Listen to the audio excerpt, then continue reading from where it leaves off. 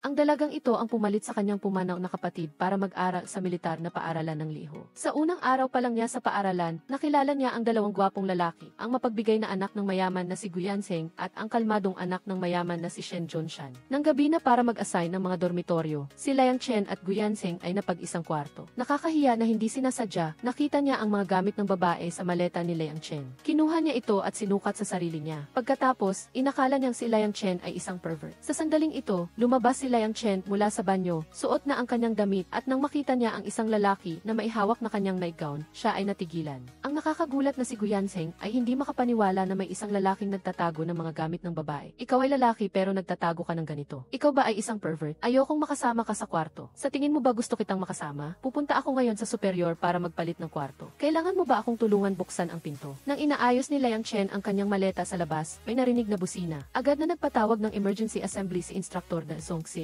upang magbigay ng leksyon. Matapos magtipon ang lahat, diretsyong tinanong niya sila at ipinaliwanag ang mga patakaran ng paaralan, ang araw-araw na iskedul ng pagsasanay, at ang mga parusa para sa pagiging huli, pag-uwi ng huli, o hindi pag-uwi sa magdamag. Pagkatapos, sinuri ni Zongxin ang maleta ng bawat estudyante. Nakita niya ang baril na nakatago sa ilalim ng maleta at ang candy na nakatago sa medyas, at lahat ay kinumpiska. Nakita ni Liang Chen na malapit na siyang masuri kaya hindi siya mapakali. Nang lumapit si Zongxin kay Liang Chen, yumuko siya at nakita ang nightgown sa loob ng maleta. Sa puntong ito, halos mawala ng pag-asa si Liang Chen, ngunit mas nakakahiya nang gamitin niya ang kanyang tungkod upang itaas ito sa harap ni Liang Chen at tanungin kung ito ay sa kanya. Natatakot si Liang Chen na mabunyag ang kanyang pagiging babae, kaya hindi niya ito ngunit hindi rin siya marunong magsinungaling. Nang hindi niya alam kung ano ang gagawin, buti na lang at tinulungan siya ni Guyanseng na nasa tabi niya at nagsinungaling na sa kanya iyon. Dahil ang kanyang maleta at kay Liang Chen ay napagkamalan. Regalo ito ng girlfriend ko. Sinabi niya sa akin na sa militar na paaralan, kailangan kong maging parang isang monghe, kaya binigyan niya ako nito bilang souvenir. Hindi naman ipinagbabawal sa mga patakaran ng paaralan ang magkaroon ng girlfriend. Matapos ang inspeksyon, ibinalik ng lahat ang kanilang mga maleta sa kanilang mga kwarto. Pagbalik sa kwarto, pinasalamatan ni Liang Chen si Guyanseng sa pagtulong sa kanya kanina. Sa kabilang banda, naisip ni Guyanseng na ang mga magkasama sa kwarto ay dapat magtulungan. Nang matapos siyang magsalita at bago pa makapag-react si Liang Chen, hiniling ni Guyanseng na tulungan siya nitong maglaban ng damit, bigyan siya ng isang basong tsaa at linisin pa ang kanyang sapatos. Pagkatapos niyang sabihin ito, inalis niya ang kanyang medyas at inilagay sa isang tabi. Napakalinaw na ng aasar si Guyanseng. Liang Chen, sa pamamagitan nito, ulitin mo nga ang sinabi mo. Ang mga magkasama sa kwarto ay natural na magtutulungan. Huwag kang mag-alala, hindi ko hahamakin ang iyong pervert na hilig. Walang magawa, kinailangan ni Liang Chen na lunukin ang kanyang galit at gawin ang bawat kahilingan. Matapos maglaba, nakita ni Liang Chen na hindi mapakali ang tulog ni Guyanseng. Nag-aatubili, tinulungan niya itong takpan ng kumot bago niya buksan ang kanyang maleta at kunin ang music box na regalo ng kanyang kapatid. Sa unang pagkakataon na malayo sa bahay, labis niyang na-miss ang kanyang kapatid, ngunit tanging ang regalo niya lang ang kaya niyang tingnan. Dahil dito, hinila siya ng isa pang instruktor palabas ng dormitoryo at pinagalitan ng husto ni Zongxin. Naghanap pa si Guyanseng ng dahilan na sinasabing hindi niya narinig ang alarm. At sinisi niya si Liang Chen na nasa parehong kwarto na hindi siya ginising sa tamang oras. Nang marinig ito, sinabi ni Zongxin na kung hindi pa rin siya makabangon bukas, parurusahan din si Liang Chen. Hindi sumang-ayon si Liang Chen sa narinig niya, ngunit hindi siya naglakas loob na magsalita. Sa huli, pinarusahan si Guyanseng ni Zongxin na ibabad sa tubig. Habang dinadala siya, tinanong niya ang mga nasa tabi niya kung anong uri ng tubig iyon at kung masarap ang pakiramdam. Ang nasa tabi niya ay sumagot na napakakomportable. Na-experience na ba ninyo? Napakasarap kaya dapat subukan. Ang resulta ng tea komportable na pagbabad sa tubig ay ang pagbabad sa imburnal. Lubos na pinagsisihan ni Guyanseng. Kinabukasan, upang hindi siya madamay, nagalit si Liang Chen.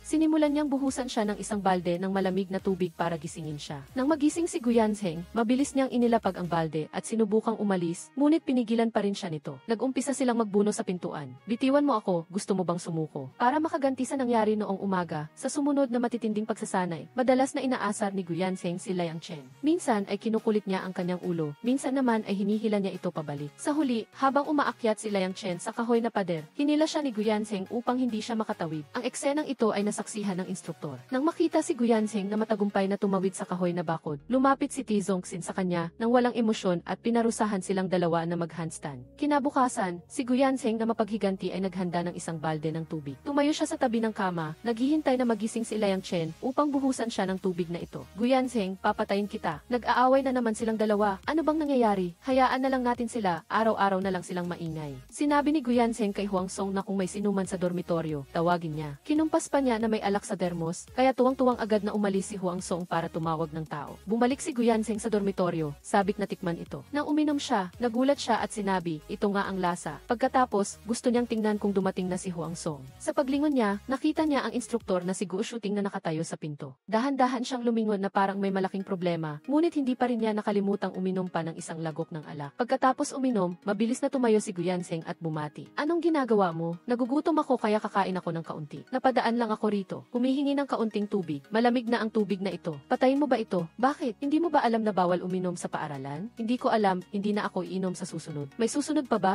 Parusahan kang maglinis ng banyo sa loob ng isang buwan. Pagkatapos niyang sabihin ito, kinuha ni Guo Shuting ang dalawang dermos at umalis. Pagdating niya sa pinto, nakita niya si Liang Chen. Tiningnan niya ang bag nito at naisip na kasama siya ni Guyanseng. Kaya pinarusahan din siya nitong maglinis ng banyo, kasama nito bago siya umalis. Nagtanong na lang si Liang Chen sa likod niya kung bakit. Hindi niya alam kung anong nangyari at bigla na lang siyang naparusahan. Naramdaman niyang hindi siya patas na ginagantihan. Ang dalawang iba pa sa dormitoryo na nakasaksi sa buong pangyayari ay masaya na lang na hindi sila nahuli. Naparusahan si Liang Chen na maglinis ng banyo. Nag-iisa siyang naglinis habang nakatakip ang ilong. Biglang may pumasok na maraming tao, kaya natakot siya at dali-daling hinanap si Guyanseng. Sa oras na ito, nagtatago si Guyanseng sa sports field at nagpapaaraw, hindi nagtatrabaho. Nagalit si Liang Chen at sinabing, kung hindi ka pupunta, hindi rin ako pupunta. Magkasama tayong maliligo bukas sa tubig. Nang marinig ni Guyanseng na maliligo sila sa tubig, natakot siya at mabilis na tumalon para humiram ng water truck upang hugasan ang banyo. Kinuha niya ang hose at sinimulan niyang hugasan ang banyo. Nakita ni Liang Chen na masaya ito, kaya lumapit siya at kinuha ang hose kasama ni Guyanseng. Nagkalat ang tubig sa lahat ng dako. Habang naglalaro ang dalawa, isang instruktor pala ang dahan-dahang tumayo sa banyo. Isang segundo bago sila masaya at isang segundo matapos ay napakatrahedya nila. Pinarusahan silang dalawa na magbuhat ng kahoy. Kasalanan mo, anong kabubuhan na ideya ang naisip mo? Hindi ka ba mag-isa na mag-check at sinisisi mo ako? Paano ako mag-check? Tumahimik ka at buhatin mo na ito. Matapos maparusahan, hindi nakahabol si Liang Chen sa oras ng pagkain kaya nagtiis siyang gutom. Sa paglingon niya, nakita niya si Guyanseng na masarap na kumakain ng steamed buns. Nakita niya na mukhang gutom si Liang Chen. Sinadya niyang idikit ang kanyang laway sa natitirang steamed bun. Inilagay ko iyan sa mesa bago ako umalis. Nang makita ito, gusto siyang sugurin at suntukin ni Liang Chen. Nang gabing iyon, bumalik siya sa dormitoryo na kumakalam ang sikmura sa gutom at nakasalubong niya si Shen Zhongshan. Nakita ni Shen Zhongshan na mukhang hindi komportable si Liang Chen, kaya tinanong niya kung anong nangyayari. Nang makita niyang hawak niya ang kanyang tiyan, alam niyang hindi pa siya kumakain. Kaya sinabi ni Shen Zhongshan kay Liang Chen na maghintay sandali, bumalik sa kanyang kwarto at kumuha ng mga biskwit para sa kanya. Wag na lang, hindi naman talaga ako gutom. Ayos lang, malapit na rin itong ma-expire. Kainin mo na lang at inumin ng gamot para sa pagtatay. Salamat, mauna na ako. Sa martial arts practice, natalo si Liang Chen.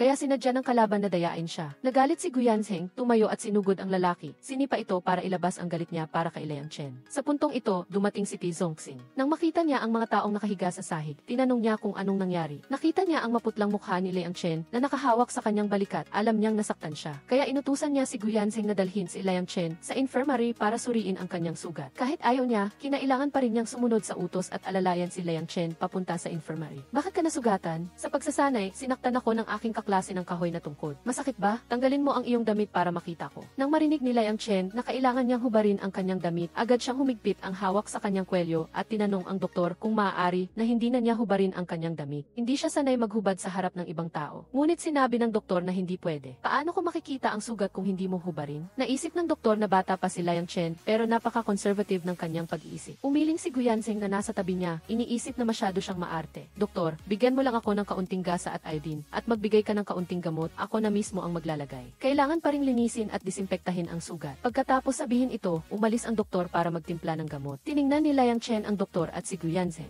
Naisip niya na kung hindi siya aalis kaagad, tapos na ang buhay niya. Dali-dali siyang tumakbo palabas at bumalik sa dormitoryo. Sinubukan siyang hilahin ni Guyanseng, ngunit hindi siya nahabol. Kaya, kinuha niya ang gamot na ibinigay ng doktor at bumalik sa dormitoryo para hanapin siya. Tinitingnan ni Liang Chen ang kanyang sugat sa banyo. Nang biglang may pumasok, natakot siya at humigpit ang hawak sa kanyang kwelyo habang sumisigaw, baliw ka ba? Bakit hindi ka kumatok bago pumasok? Hindi nagpatalo si Guyanseng at sumagot, ikaw ang baliw. Bakit hindi ka nagpalagay ng gamot sa infirmary? Bakit ka tumakbo pabalik? Gusto mo ba na ako na lang ang maglagay para sa iyo? Hindi, salamat. Kung hindi, ayos lang. Umalis si Guyanseng, ngunit habang iniisip niya ito, may naramdaman siyang kakaiba. Naalala niya ang babae na nakita niya sa kalye kahapon, nakamukha ni Liang Chen. Inakala niya noong una na nagkamali siya, kaya inutusan niya ang driver na huminto kaagad para tingnan siyang mabuti. Pero paglabas niya, wala na ang babae. Sa pag-alala sa lahat ng kakaibang kilos ni Liang Chen ngayon, lumapit si Guyanseng sa pintuan ng banyo at direkta siyang tinanong, babae ka ba? Tiningnan niya si Liang Chen na maliit, payat, mahina ang katawan at mabagal tumakbo. Naalala rin niya na hindi pa niya ito nakitang pumasok sa pampublikong banyo. Tuwing natutulog, laging balot na balot. Naisip ni Guyanseng na hindi na niya ito dapat isipin pa, dahil kung iisipin niya pa, mas magiging kahina-hinala ito. Tama ang kanyang hinala. Hindi inaasahan na kinabukasan, nakita pa niya si Liang Chen na nakasuot ng damit babae. Baliw ka ba? Gusto ko itong sabihin sa iyo. Mas mabuti kung hindi ka. Kung babae ka, kawawa ka talaga. Nang makita ang mga pagkain at inumin sa malaking salusalo, masayang kinuha ni Liang Chen ang cake at kinain.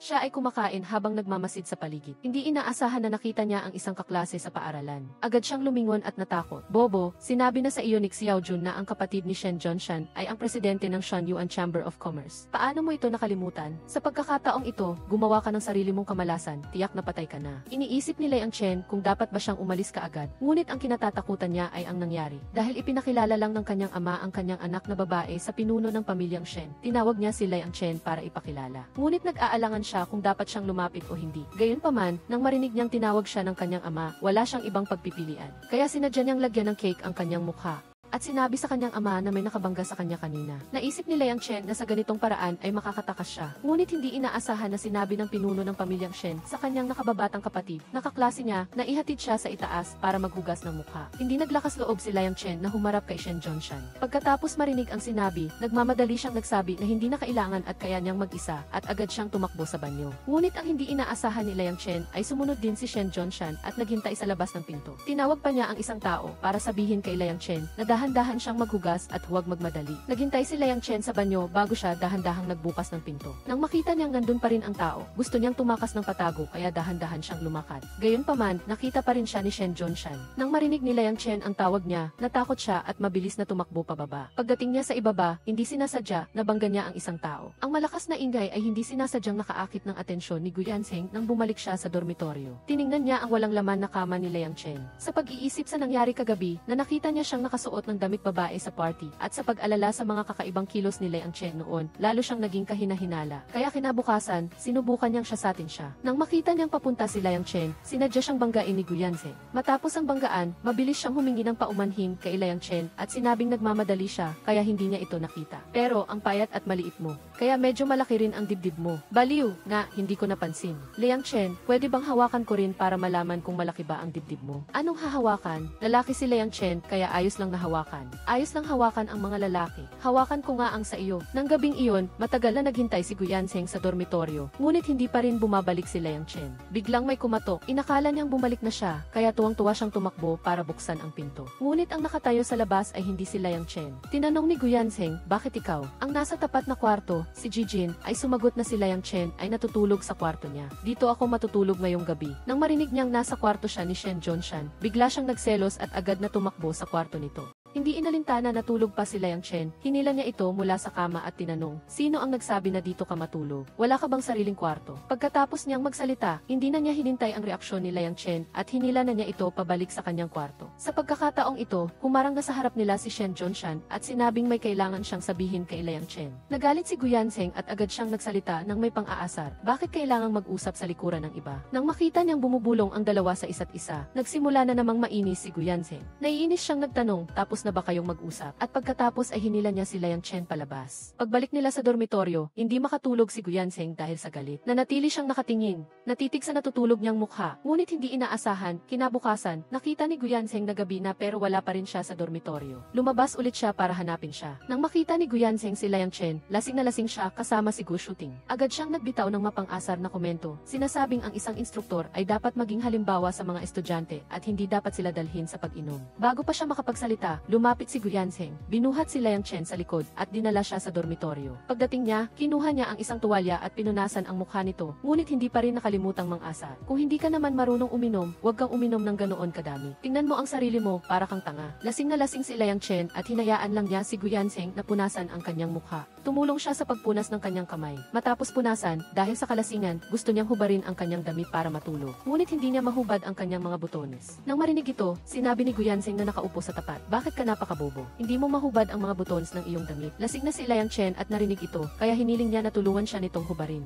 "Ikaw mismo ang nagsabi nito, huwag mong babawiin kapag gising ka na." Sa huli, wala pa rin si Guyanseng na lakas loob. "Anong ginagawa mo? Matulog ka na lang na nakadamit. Hindi ako komportable, sinabi ko sa iyong magdamit ka na lang." Nakita ni Guyanseng na humiga na si Liang Chen, kaya tinanggal niya ang kanyang sapatos at medyas para mas maging komportable siya. Samantala, tinitingnan siya ni Liang Chen at paulit-ulit na tinatawag ang pangalan niya at inaasar pa siya sa pamamagitan ng paggalaw ng kanyang paa sa harap niya. Hindi na halos makatiis si Guyanseng. Lasing na lasing si Liang Chen. Nang makita niyang lumapit ang isang paa sa kanya, hindi na siya nakapagpigil at itinulak niya ang paa ni Liang Chen at sinabing, "Baliw ka ba?" Ngunit hindi siya pinansin nito. Siya ay gumapang at tinawag ang pangalan ni Guyanseng at sinabi sa kanya na mayroon siyang sikreto. "Ako ay isang babae. Alam ko na, ang pangalan ko ay Xixiang, hindi si Liang Shen. Si Liang Shen ay ang kapatid ko. 2 taon na ang nakakaraan, sa araw na mag-a-apply siya sa militar na paaralan ng Liho. Nagkaroon siya ng aksidente. Siya ay pumanaw kaya nalulungkot ako." "Naiintindihan mo ba? Siguradong hindi mo naiintindihan. Wala kang kapatid na lalaki na pumanaw. Nagpagupit pa ako ng buhok, kahit na hindi ito maganda. Napakapangit ba nito? Pangit, hindi ba?" Matapos niyang sabihin ito, si Liang Chen, sa kabilang banda, ay hindi mapigilan ang pag-asar kay Guyanseng. Sinasabing napakalas siya at kailangan pa siyang makasama sa isang kwarto. Nagreklamo pa si Liang Chen na napakalakas ng hilik niya. Nang marinig ito ni Guyanseng, hindi siya natuwa at sinabing, "Sapat na, tumigil ka na. Sa tingin mo ba hindi ako marunong magalit?" Naramdaman ni Liang Chen na nagiging agresibo siya, kaya umiyak siya ng may pagdadalamhati. Nagmamaktol siyang sinabi kay Guyanseng, "Alam mo ba na pinagalitan ako ng instruktor kanina? Sinabi niya na isa lang ang kapatid kong lalaki at wala akong kapatid na babae. Alam mo ba iyon?" Alam na ni Guyanseng ang lahat ng mga bagay na ito. Nang marinig ni Liang Chen na alam na niya ang lahat, lalo siyang umiyak ng malakas. Nagtanong siya, "Bakit mo alam ang lahat? Dahil bobo ka. Sinusungitan mo ako." Si Liang Chen, "Sinasabi ko sa iyo, huwag mong isipin na dahil lang sa uminom ka, ay pwede ka nang maging baliw." Hindi bumitaw si Liang Chen at pinilit si Guyanseng na humingi ng tawad. Dahil sa inis, wala siyang nagawa kundi ang sundin siya. Pagkatapos, tinulungan niya si Liang Chen na matulog, ngunit sa kalasingan, itinulak niya si Guyanseng sa kama at humiga sa ibabaw nito para matulog. Naguguluhan siya. Sa mga nakaraang araw, bumibisita si Liang Chen sa ospital para bisitahin si Shen Zhongshan, nagdadala ng mansanas at lugaw. Ilang beses siyang bumibisita sa ospital. Sa pagkakita rito, labis na nainggit si Guyanseng.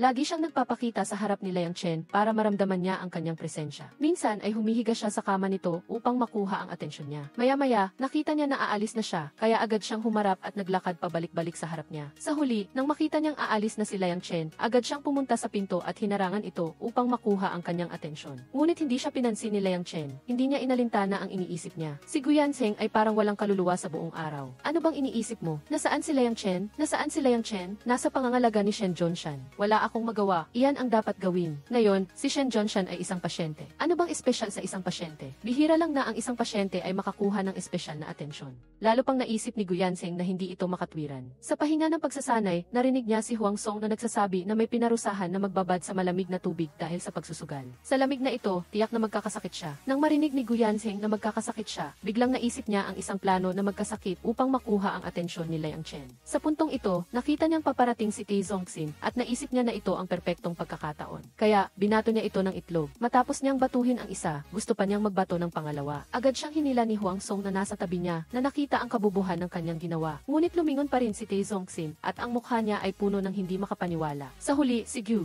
pinilit ni Guyanseng na magkasakit at mabasa sa tubig. Nang makitang bumalik si Liang Chen, malungkot niyang sinabi na may sakit siya at nag-inarte na gusto niyang kumain ng congee. "Kung gusto mong kumain, kumain ka na. Bakit mo pa sinasabi sa akin? Gusto ko ng congee na binili mo. Bilhan mo ako." "Hoy, si Liang Chen, naririnig mo ba ako?" "Naririnig ko. Bakit wala kang reaksyon? Ano nang kinalaman sa akin kung may sakit ka? Sa tingin ko, nababaliw ka. Walang saysay kung kumain ka ng congee. Itigil mo na ang pagpapagamot." Hating gabi, nagbuhos si Liang Chen ng tubig para kay Guyanseng at sinabing dapat uminom siya ng maraming mainit na tubig kapag may sakit, ngunit hindi siya nagpasalamat. Inis niyang sinabi kay Liang Chen, "Ano nang kinalaman sa'yo kung may sakit ako?" Nainis din si Liang Chen, hindi na niya ito pinansin. Sinabi niya na kung gusto nitong uminom ito at pumunta sa ospital para makita si Shen Zhongshan. Nang bumalik si Liang Chen sa dormitoryo, nakita niya na mataas pa rin ang lagnat ni Guyanseng, kaya sinabi niya rito na gumising at uminom ng gamot. Sinabi niya na binili niya ang gamot habang papunta. Alam ni Guyanseng na ang gamot ay para sa kanya, kaya agad siyang umupo at kinuha ang congee. ngunit sinabing hindi niya mabuksan at ibinigay kay Liang Chen para buksan para sa kanya. Hindi na niya maitago ang masayang mukha, ngunit kailangan niyang magpanggap na malungkot. Matapos makuha ang congee, nagpanggap si Guyanseng na kumakain habang nagrereklamo, hindi ba't medyo malamig na ito? Hindi malamig, hindi ka ba nilalamig? Hayaan mong tingnan ko. Hindi kailangan, sinabi ko na hindi kailangan. Medyo malamig na, dadalhin ko sa kusina para ipainit para sa'yo. Hindi malamig, may sakit ka na, lalo ka lang magkakasakit kung kakain ka ng malamig na pagkain. Bumili ako ng mansanas ngayon, gusto mo ba? Tumingin si Guyanseng sa mansanas na nasa harap niya. Sa totoo lang, tuwang-tuwa siya sa loob, ngunit kailangan niyang magpanggap na walang pakialam. Nang akalain ni Liang Chen na hindi siya kakain, kinuha ni Guyanseng ang mansanas, kinagat ito, at nagpanggap na nagrereklamo. Nakita ni Liang Chen ang mayabang niyang itsura at natawa. Matapos siyang tumawa, sinabi niya, maliligo muna ako. Dahan-dahan ka lang sa pagkain. Dahan-dahang sinundan ng tingin ni Guyanseng si Liang Chen habang papalayo ito. Ang ekspresyon sa kanyang mukha ay hindi na maitago. Nagkakain siya ng pagkain sa kanyang kamay. Nang maligo si Liang Chen, sinadya ni Li Wenzhong na isara ang balbula ng tubig sa dormitoryo, kaya naubusan siya ng tubig habang naliligo. Kailangan niyang pumunta sa pampublikong banyo. Nang lihim siyang pumunta sa pampublikong banyo at magtanong kung may tao sa loob. Nakahinga siya ng maluwag nang malaman niyang walang tao. Pagkatapos ay nilock niya ang pinto at naligo. Sinundan ni Li Wenzhong si Liang Chen sa banyo. Nang subukan niyang buksan ang pinto, natuklasan niyang nakakandado na ito. Naghanap siya ng bakal na kawad upang buksan ang pinto. Nang mabuksan niya ang pinto, may dumating sa likuran niya. Natakot si Li Wenzhong at agad na nagtago sa katabing bodega. Naliligo si Liang Chen sa loob. Bigla siyang nakita si Shen Zhongshan na naliligo din sa tabi niya. Natakot at nataranta siya. Nag-alala siyang baka malaman niyang babae siya. Si Liang Chen, ikaw ba iyan? Diyos ko, nagbibiro ka ba sa akin? Nakakandado ang pinto. Paano ko nakalimutan? Paano ito? Tumakas na lang kaya ako. Hindi kung tatakas ako, dadaan ako sa harap niya. Siguradong makikita niya ako. Maghihintay na lang ako na umalis siya. Diyos ko, isang sulyap lang niya rito, makikita niya na ako. Tapos na ako. Sa kabilang banda, nalaman ni Guyanseng na naligo si Liang Chen sa pampublikong banyo at nalaman din niyang naroon ang kanyang karibal, kaya agad siyang pumunta doon. Nang dumating si Guyanseng sa banyo at nakita ang eksena, mabilis siyang tumakbo sa pagitan ng dalawa. Tumingin siya sa kaliwa at kanan, pagkatapos ay tumingin sa harap niya kay Shen Zhongshan. Nang makita ni Liang Chen na dumating din si Guyanseng, lalo siyang sumama ang loob. Anong tinitingnan mo? Anong problema? Naliligo ako, tapos ka na bang tumingin? Sino ang tumitingin sa'yo? Hindi ba pwedeng tumayo ako rito? Naliligo ka na nakasuot ng damit? Gusto kong maligo na nakasuot ng damit. Baliw talaga. Nakita ni Guyanseng na palabas na si Shen Zhongshan. Itinulak din niya ang pinto palabas. Nang makita niyang wala na ito, huminga siya ng maluwag at sinabi kay Liang Chen na bilisan ang pagligo. Ang init, hindi ka ba natatakot na mamatay sa init? Pagkatapos niyang sabihin iyon, akmang aalis na siya nang bigla siyang madulas at bumagsak sa sahig, at nakita niya ang mga bagay na hindi niya dapat makita. Akala ni Liang Chen ay sinisilipan siya ni Guyanseng, kaya sumigaw siya at sinipa ito. Si Guyanseng ay malungkot na nakatakip sa mukha, naghintay na matapos si Liang Chen maligo. Nang lumabas siya, nakita niya na umalis na ito, kaya sinundan niya ito pauwi. Sa sandaling iyon, bigla siyang nakarinig ng sigaw ng tulong mula kay Li Wenzhong sa bodega. Agad niyang naintindihan ang lahat. Sadyang nilagyan ni Guyanseng ng karagdagang kandado ang pinto upang hindi ito madaling makalabas. Nang bumalik si Guyanseng sa dormitoryo, nakita niya si Liang Chen na nakaupo sa kama, balisa. Nang makita siyang bumalik, tinanong siya, matagal mo na bang alam na babae ako? Hindi naglakas loob si Guyanseng na sabihin ang totoo. Nagsinungaling siya na kamakailan lang niya nalaman, ngunit hindi naniwala si Liang Chen. Nang makita niya ang galit na mukha nito, gusto niya itong tuksuhin at sinabi, Liang Chen, isang babaeng katulad mo ay nagpanggap na lalaki para makapasok sa paaralan ng militar at nakatira pa sa iisang dormitoryo. Baka may balak ka sa akin. Hindi makapaniwala si Liang Chen na ganito kakapal ang mukha niya. Ang kabaligtaran ni Guyanseng ay ngumiti ng mayabang, iniisip na nahihiya siya. Pakiramdam niya, ang pagiging malamig niya sa kanya sa panahong ito ay isa lamang taktika upang mas maakit siya. Kung tutuusin, karaniwang ginagamit ng mga babae ang mga ganitong taktika. Tiningnan ni Guyanseng ang ngiti ni Liang Chen, iniisip na tama ang hula niya. Sa totoo lang, hindi mo naman kailangan pang maglagay sa peligro. Kung may nararamdaman ka sa akin, sabihin mo lang. Ako rin naman ay may pag-unawa. Sa totoo lang, walang masama sa nangyari ngayon para sa'yo. Maaari tayong maging bukas at tapat. Sabihin mo lang sa akin kung anong gusto mo. Siyempre, hindi ako siguradong papayag ako. Gayunpaman, ang malalaking bagay tulad ng pisikal na kontak at pag-aasawa ay dapat pag-isipan ng mabuti. Ano nang ginagawa mo? Si Liang Chen, ano nang ginagawa mo? Baliw ka ba? Bata ka pa? Nang araw na iyon, lihim na lumapit si Guyanseng at bumulong sa tainga ni Liang Chen na sinasabing gusto rin niyang mag-aral. Hindi ko rin matandaan. Gusto ko rin na tulungan mo akong mag-review. Humingi ka ng tulong kay Miss ko para mag-review. Hindi ako libre. Nagsiselos ka ba? Dapat kang magselos sa kanya. Sino ang nagsiselos? Akala ni Huang Song na katabi nila na gusto ni Liang Chen ang isang superstar. Kaya siya nagsiselos. Tinanong niya si Liang Chen, gusto mo ba ang isang superstar? Nang marinig ito ni Guyanseng, sinagot niya para kay Liang Chen, hindi siya gusto ng superstar. Ako ang gusto niya, hindi ba halata? Pagkatapos ay akmang yayakapin niya si Liang Chen, ngunit hindi siya pinayagan nito. Nakita ni Huang Song ang dalawa na ang isa ay gustong yumakap at ang isa magsalita ay hindi pumapayag. Napakakaiba na tila nagliligawan ang dalawang lalaki. Sinabi niya sa kanila, nagpaparamdam kayong kakaiba sa akin. Lahat tayo ay lalaki. Pagkatapos niyang sabihin iyon, umalis na siya. Si Aosong, hindi ganyan. Pagkatapos noon, dumating ang cultural exam. Maraming tao sa klase ang hindi alam kung paano sagutin ang exam, lalo na si Guyanse. Dinala niya ang kanyang exam at lumapit kay Liang Chen. Nais kopyahin ang kanyang sagot, ngunit hindi siya pinayagan ni Liang Chen. Itinaas niya ang kanyang kamay na parang isang estudyante sa elementarya. Natakot si Guyanseng na mahuli, kaya sinubukan niyang kopyahin ang gawa ni Jijin na nasa harap niya. Nang buksan niya ang test paper, nakita niyang walang laman ito. Patingin nga, lumipat ka. Sinong nagtapon? Lumapit ka rito. Pagkatapos ng pagsusulit, nagmadaling dalhin ni Guyanseng ang maleta ni Liang Chen at naghintay sa kanya sa labas ng gate ng paaralan para dalhin siya sa istasyon ng bus. Ngunit, nang nasa sasakyan na siya, nakita niya si Liang Chen at Shen Junshan na masayang nag-uusap at nagtatawanan. Nakatingin siya sa kanila sa kabilang panig. Liang Chen, nang marinig niya na gusto siyang ihatid ng kabilang panig sa istasyon ng bus, hindi na kailangan. Hinahatid na ako ni Guyanseng. Aalis na ako. Paalam. Habang papunta sila sa istasyon ng bus, hindi masaya si Guyanseng dahil nagsiselos siya sa nangyari sa labas ng gate. Nanatili siyang tahimik. Nakita ni Liang Chen na hindi siya nagsasalita, kaya nagsimula siyang makipag-usap. Ngunit lalo lang silang nagkainisan, kaya hindi na siya nagsalita pa. Nang makarating sila sa istasyon ng bus, nagbilin si Liang Chen kay Guyanseng na mag-ingat sa pagmamaneho pa uwi at nagpasalamat sa paghatid sa kanya. Salamat, Guyanseng. Maligayang bagong taon. Sa mga sumunod na araw, lalong naging malapit si Liang Chen at Shen Junshan. Hindi maiwasan ni Guyanseng na magselos. Nang makita niya si Liang Chen na bumalik sa dormitoryo, nagsalita siya ng maraming reklamo, ngunit hindi siya pinansin nito. Tahimik siyang nag-ayos ng mga gamit sa sahig. Nang makita ni Guyanseng na hindi siya pinapansin, naglunsad siya ng isang malaking taktika. Tae Layang, patuloy ka lang magpanggap. Sa huli, epektibo ang taktikang ito. Napilitan ng isang tao na magsabi ng mga bastos na salita. Nang makita ni Guyanseng na nagsasalita na rin siya, lumapit siya at nagtanong, masyado ka na bang malapit kay Shen Junshan? Nang marinig ito ni Liang Chen, hindi niya mapigilang irapan siya at ayaw na siyang pansinin pa. Dumiretso siya sa banyo. Tahimik kang umaamin. Nasa tabi na kita, pero gusto mo pa rin ng ibang lalaki. Anong meron sa kanya na wala ako? Mas astig ba siya at mas gwapo kaysa sa akin? Mas mayaman ba ang pamilya niya kaysa sa akin? Araw-araw siyang nakasimangot na parang superstar. May problema ba sa mata mo? Pwede ba, tigilan mo na? Hindi pa ako tapos. Sasabihin ko sa'yo, si Liang Chen, matagal na kitang tinitiis. Kung patuloy ka pa ring magpapakute sa kanya, sa sandaling iyon, nakita ni Liang Chen si Shen Junshan na nakatayo sa pinto. Nakaramdam siya ng matinding hiya. Kakabayan pa lang nila, pinag-uusapan na nila ang ibang tao. Buti na lang at nagsalita si Shen Junshan. Sinabing may kailangan siya kay Liang Chen at umalis na siya. Nang marinig ito ni Guyanseng, hinarangan niya si Liang Chen at hindi siya pinayagang umalis. Sumigaw pa siya sa labas na hindi aalis si Liang Chen. Gusto niyang marinig ito. Ngunit, hindi siya sinunod ni Liang Chen. Sa huli, pumunta pa rin siya para hanapin si Shen Junshan. Si Guyanseng ay galit na nanatili sa balkonahe. Sinusubaybayan ang bawat galaw ni Liang Chen at Shen Junshan. Natatakot siyang baka may makaligtaan siya. Nang makita niyang pumasok ito, nagmamadali siyang tumakbo pabalik sa dormitoryo at umupo sa kama. Pagkatapos ay nagmamadali siyang tumakbo sa estante ng libro para kumuha ng isang libro. Pagkatapos ay bumalik siya sa kama, humiga at nagpanggap na nagbabasa ng libro.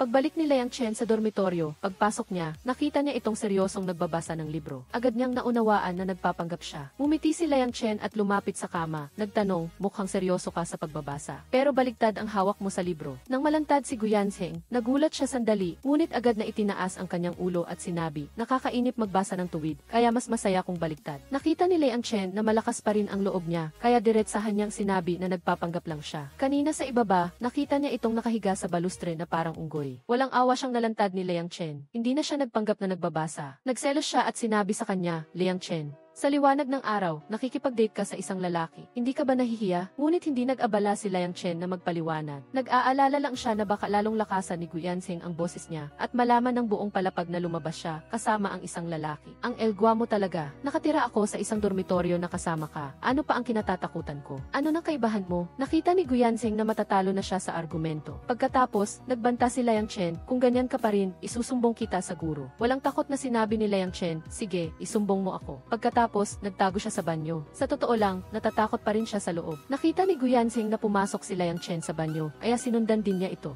Nang makarating sa banyo, sinabi niya kay Liang Chen, huwag mong isipin na gusto talaga kita. Buwan-buwan akong nagpapalit ng babae. Wala pang babae ang hindi ko nakikita. Nagbibiro lang ako. Maniniwala ka ba kung sabihin kong makakahanap ako ng isang tren na puno ng babae? Sila ay 10 beses na mas maganda kaysa sa iyo at hindi nakakainis. Huwag ka nang magsalita pa, umalis ka na. Kung mahuli ka, mawawala ang mga tao sa tren. Sa sandaling iyon, natahimik siya siya at pumunta sa isang bar para uminom. Hindi makapaniwala si Guyanseng. Kailan mo malalaman ang puso ko? Ang taong nagmamahal sa akin, hindi ko mahal. Ang taong mahal ko, hindi ako mahal. Ang taong naaalala ako, hindi ko naaalala. Narinig ni Xiao Liu, ang empleyado, si Guyanseng na sinasabi ang mga linyang ito mula sa kanta. Hindi niya rin narinig, agad siyang namagitan at sinabi sa kanya, wala kaming ganyang kanta sa aming maliit na lugar. Ngunit naisip ni Guyanseng, kung wala silang ganyang kanta, baka pwede akong kumanta na lang, tama. Nakita ni Xiao Liu na gusto talagang kumanta ni Guyanseng. Agad niyang hinila ito at inaya siyang uminom. Young Master Gu, anong problema mo? Nabigo ako sa pag-ibig. Nabigo ka sa pag-ibig? Young Master Gu, nabigo ka sa pag-ibig?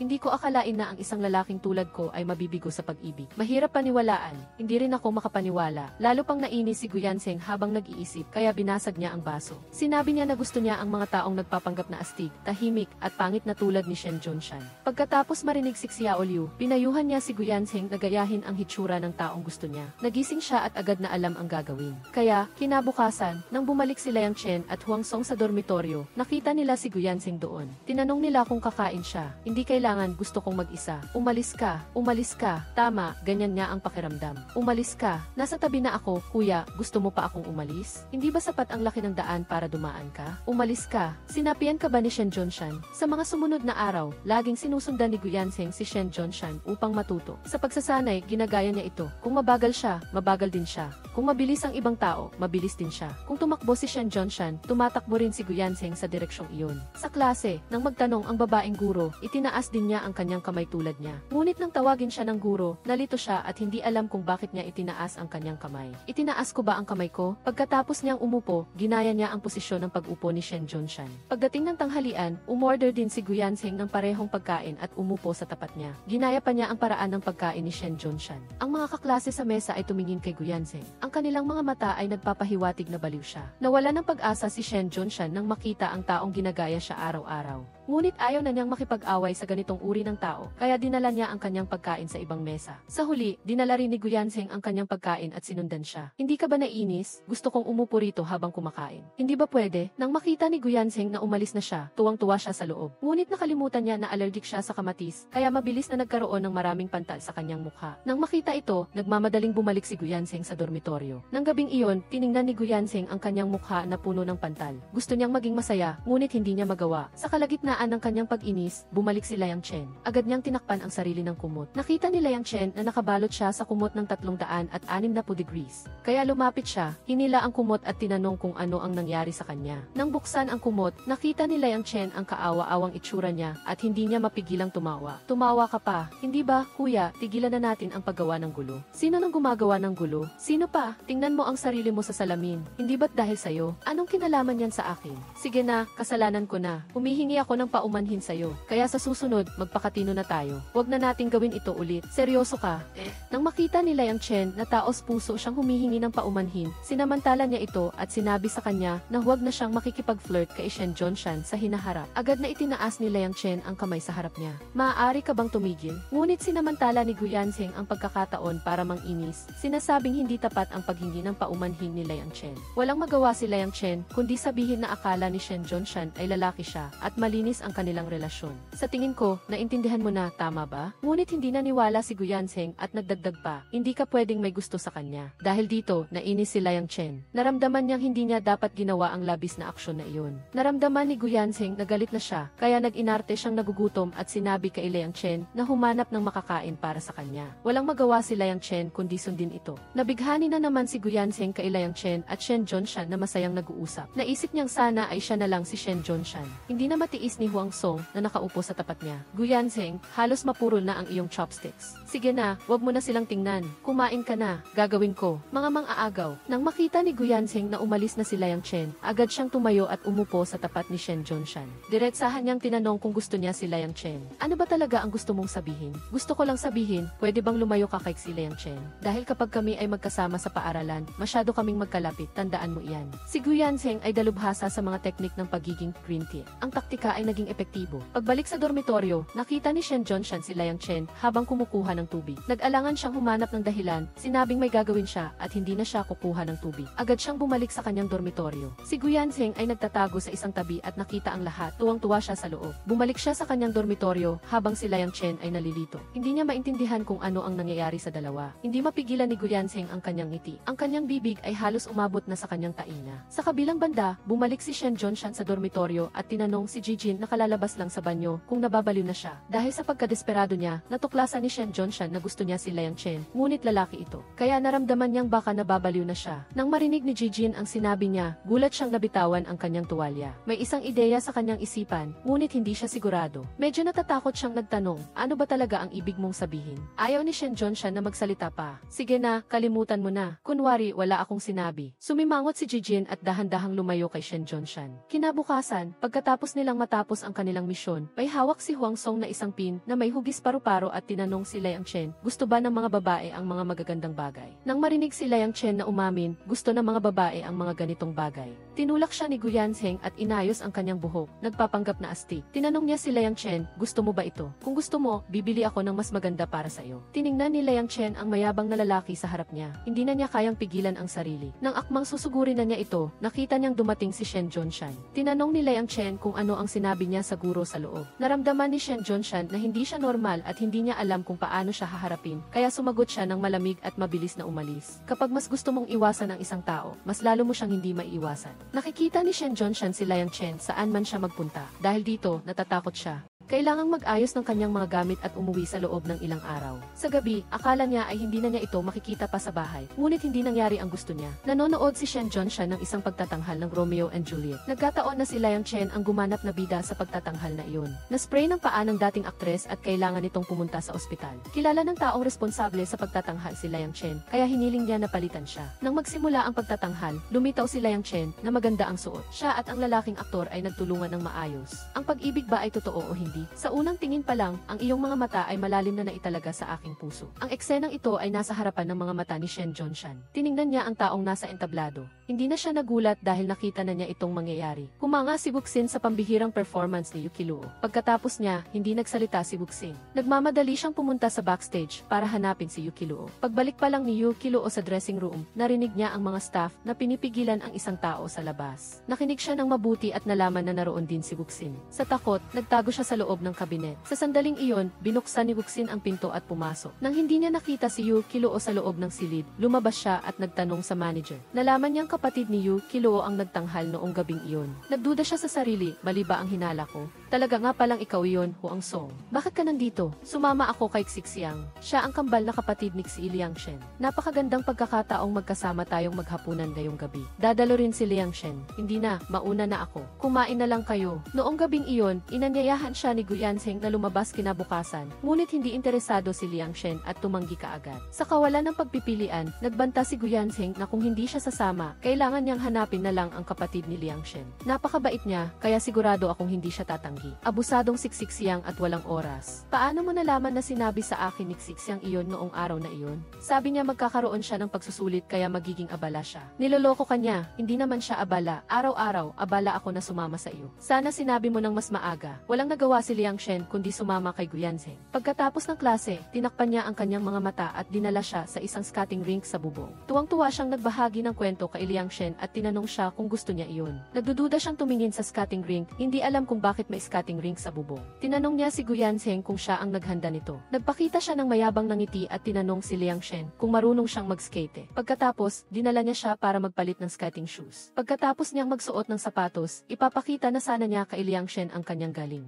Resulta, paghakbang pa lang niya, bumagsak siya ng nakakahiya. Marunong ka bang mag-skate? Siyempre, hindi. Kung hindi ka marunong, bakit ka pupunta sa skating ring? Kaya nga hinahanap kita para turuan ako. Matagal na akong hindi nag-skate. Huwag mo akong sisihin kung hindi ako magaling magturo. Sa totoo lang, marunong at magaling si Guyanzheng sa skating, pero ang pagbagsak niya kanina ay aksidente. Kaya, ginamit niya ang pagkakataon para magpaturo kay Liang Shen sa skating. Para makahawak siya sa kamay ni Liang Shen at mag-skate kasama siya at palalimin ang kanilang relasyon. Habang tinuturuan ni Liang Shen si Guyanzheng sa skating, nagkunwari siyang bumabagsak ng paulit-ulit. Sa huli, masayang-masaya si Liang Shen, ngunit bigla siyang naalala na may kailangan pa siyang gawin, kaya sinabi niya kay Guyanzheng, na kailangan na niyang mauna. Naiwan si Guyanseng na mag-isa, nakatingin sa papalayo na anino ni Liang Shen. Napapangiti siya ng pilit at sinabi sa sarili, "Happy birthday." Pagkatapos, malungkot siyang nag-skate sa rooftop hanggang sa gumabi at bumalik sa paaralan. Sa paaralan, habang kumukuha ng tubig si Liang Shen, nalaman niya na kaarawan pala ni Guyanseng. Sa wakas, naintindihan na niya kung bakit siya nagalit at humiga sa kama nang bumalik siya. Kaya naghanda si Liang Shen ng isang mansanas at naglagay ng isang kandila dito. Dahil sarado na ang dormitoryo, hindi na siya makakabili ng cake. Kaya, ito na lang ang paraan na magagamit niya para batiin si Guyanseng at humingi ng tawad. Happy birthday to you.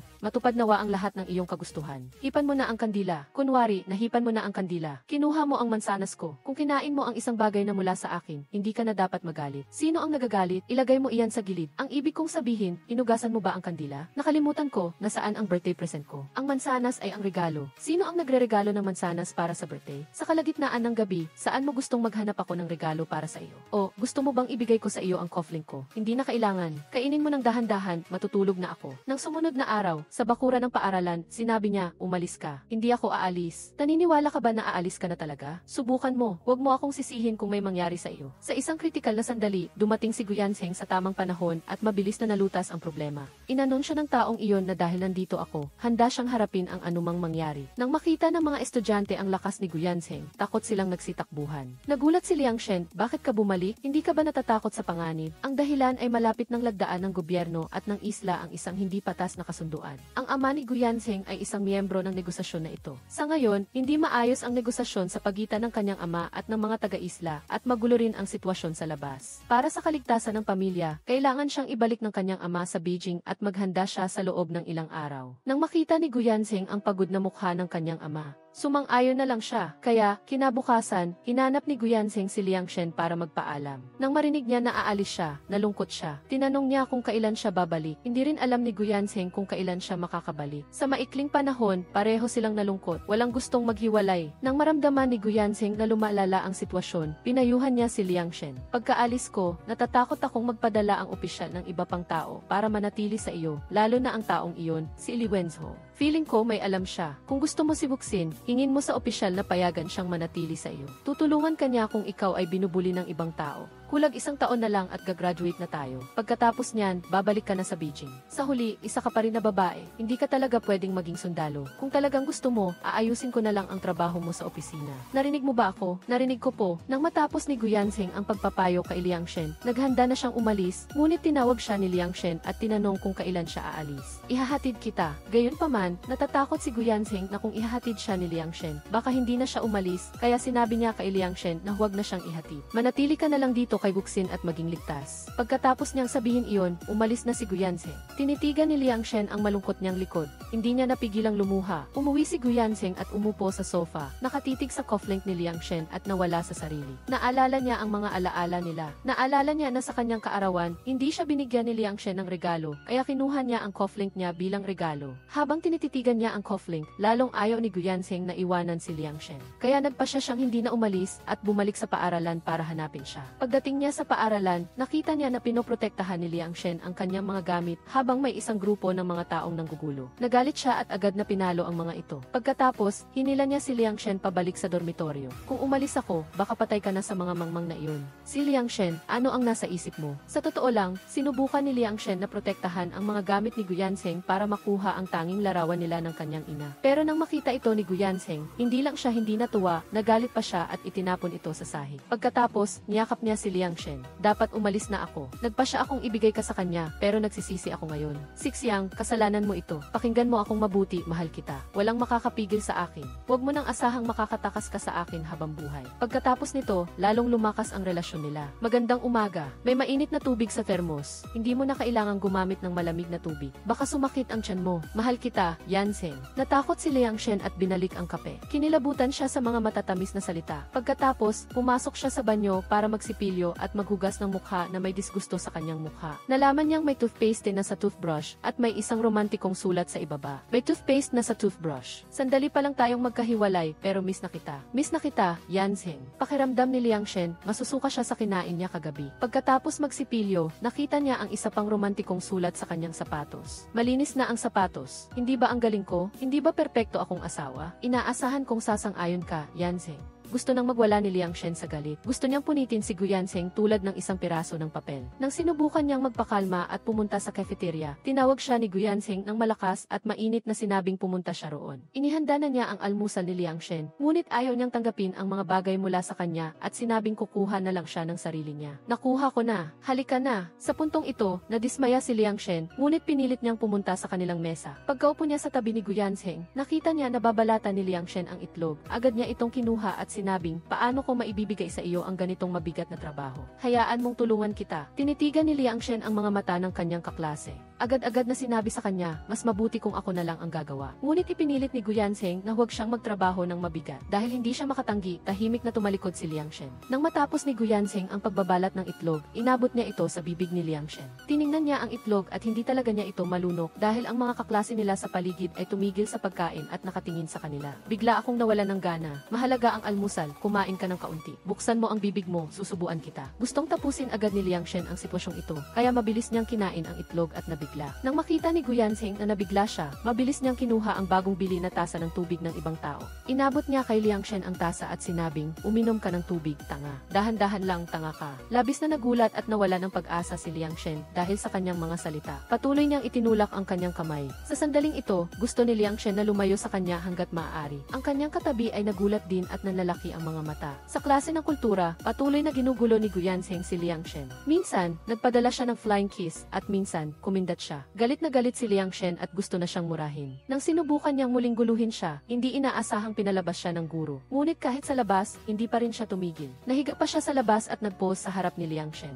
Dahil dito, galit na galit si Liang Shen at itinapon ang libro na hawak niya papunta sa kanya. Bilang resulta, pinalabas din siya at kinailangang tumayo sa labas kasama si Gu Yanzheng. Kinagabihan, naglagay si Gu Yanzheng ng mga rosas na hugis puso sa gitna ng plaza. Nagpatugtog si Liu Eya ng piano. Nagplano siyang mag-propose sa publiko, kaya naghanda siya ng detalyado. Nang matapos siyang tumugtog ng isang kanta, sinabi niya sa lahat, ang kantang ito ay para sa isang napakahalagang tao. Si Liang Shen, happy birthday. Wala akong kaalam-alam sa ina ko, pero mahilig siyang magdiwang ng birthday niya. Sa bawat kaarawan, bumibili siya ng instrumentong pangmusika sa aming bahay. Happy birthday ay nangangahulugang I love you. Naiintindihan niyo ba ang ibig kong sabihin? Mabuti na lang at pinigilan siya ng lahat, kung hindi, baka nasa kabilang buhay na si Yanzheng. Pagkatapos ng gabing iyon, naging sentro siya ng atensyon saan man siya magpunta. Dahil dito, gusto ni Liang Shen na umalis sa planetang ito at tumira sa ibang planeta. Gusto ni Liang Shen na bugbugin si Gu Yanzheng. Nang lumitaw siya sa harapan ni Liang Shen, hindi lang niya hindi binugbog si Gu Yanzheng, tumakbo pa siya. Hinabol siya ni Gu Yanzheng at mabilis na hinawakan siya. Ngunit galit pa rin si Liang Shen, kaya ayaw niyang kausapin siya. Nang makita ni Gu Yanzheng na galit si Liang Shen, ipinahayag niya ang kanyang saloobin. Sinabi niya na ayaw din niyang gawin iyon, ngunit kung hindi niya gagawin iyon,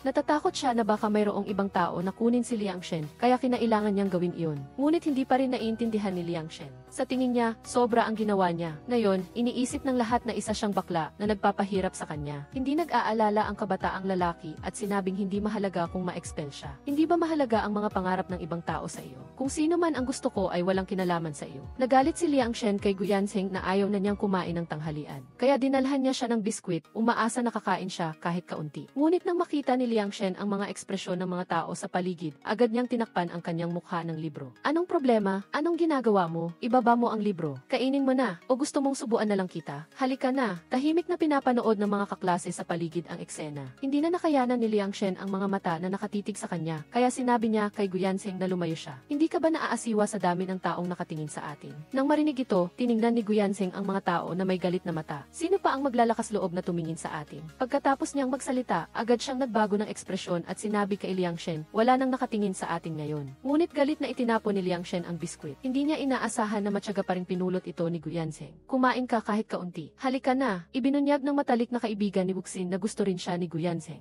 Ang mga araw na ito, laging hinahabol ni Gu Yanzheng si Liang Shen. Dahil sa nakaraang sinabi ni Wuxin sa kanyang matalik na kaibigan na gusto niya si Liang Shen, naisip ni Jijin na mas mabuti na si Wuxin na lang ang maging problema ni Liang Shen kaysa hayaang mag-isa si Gu Yanzheng na gawin ang anumang gusto niya. Kaya, sinuportahan siya ni Jijin at sinabihan siya na pag-isipan itong mabuti at huwag hayaan na maunahan siya ng iba. Gayunpaman, hindi pa rin nalalampasan ni Wuxin ang hadlang sa kanyang puso. Pakiramdam niya, abnormal para sa isang lalaki na magkagusto sa isa pang lalaki. Kaya, hindi siya direktang sumagot sa tanong ng kanyang kaibigan at pinili na umiwas. Ngunit, may isang bagay na nangyari noong gabing iyon na nagpabago sa isip ni Wuxin. Ang dahilan ay tinanggap niya ang kanyang mga kaibigan mula sa drama club at lahat sila ay kilala si Liang Shen at ang kanyang kapatid na lalaki. Nag-uusap sila tungkol kay Liang Shen. Mula sa kanilang pag-uusap, nalaman ni Wuxin na ang kapatid na lalaki ni Liang Shen ay namatay 2 taon na ang nakakaraan at si Liang Shen ngayon ay siksik siyang na nagpapanggap na lalaki. Nang malaman niya na si Liang Shen ay isang babae na nagpapanggap na lalaki, kinabukasan, nagsusuot na si Liang Shen ng pambabaeng damit. Walang problema ang aking paa. Nang makita ng mga kaklase ang taong pinatid ni Liang Shen, hindi sila nagdulot ng gulo kay Liang Shen, kundi tinanong pa nila siya kung nasaktan ba ang kanyang paa. Hindi maiwasan ng mga ito na itaas ang kanilang hinlalaki kay Liang Shen. Pinupuri siya na napakagaling. Ngunit walang pakialam si Liang Shen at naisip lang na natatakot sa kanya ang taong iyon, kaya hindi siya naglakas loob na umupo sa tabi niya. Pagkabalik pa lang ni Wuxin, titig na titig siya kay Liang Shen. Iniisip niya kung paano nagkaroon ng ganoong ka-cute na babae. Si Guyanseng na nasa harap niya ay nakatitig din sa kanya. Naisip niya na kailangan niyang laging maging handa sa kanyang karibal. Samantala, tiningnan siya ni Liang Shen at tinanong, bakit hindi ka kumakain? Busog na ako sa panonood sa iyo na kumakain.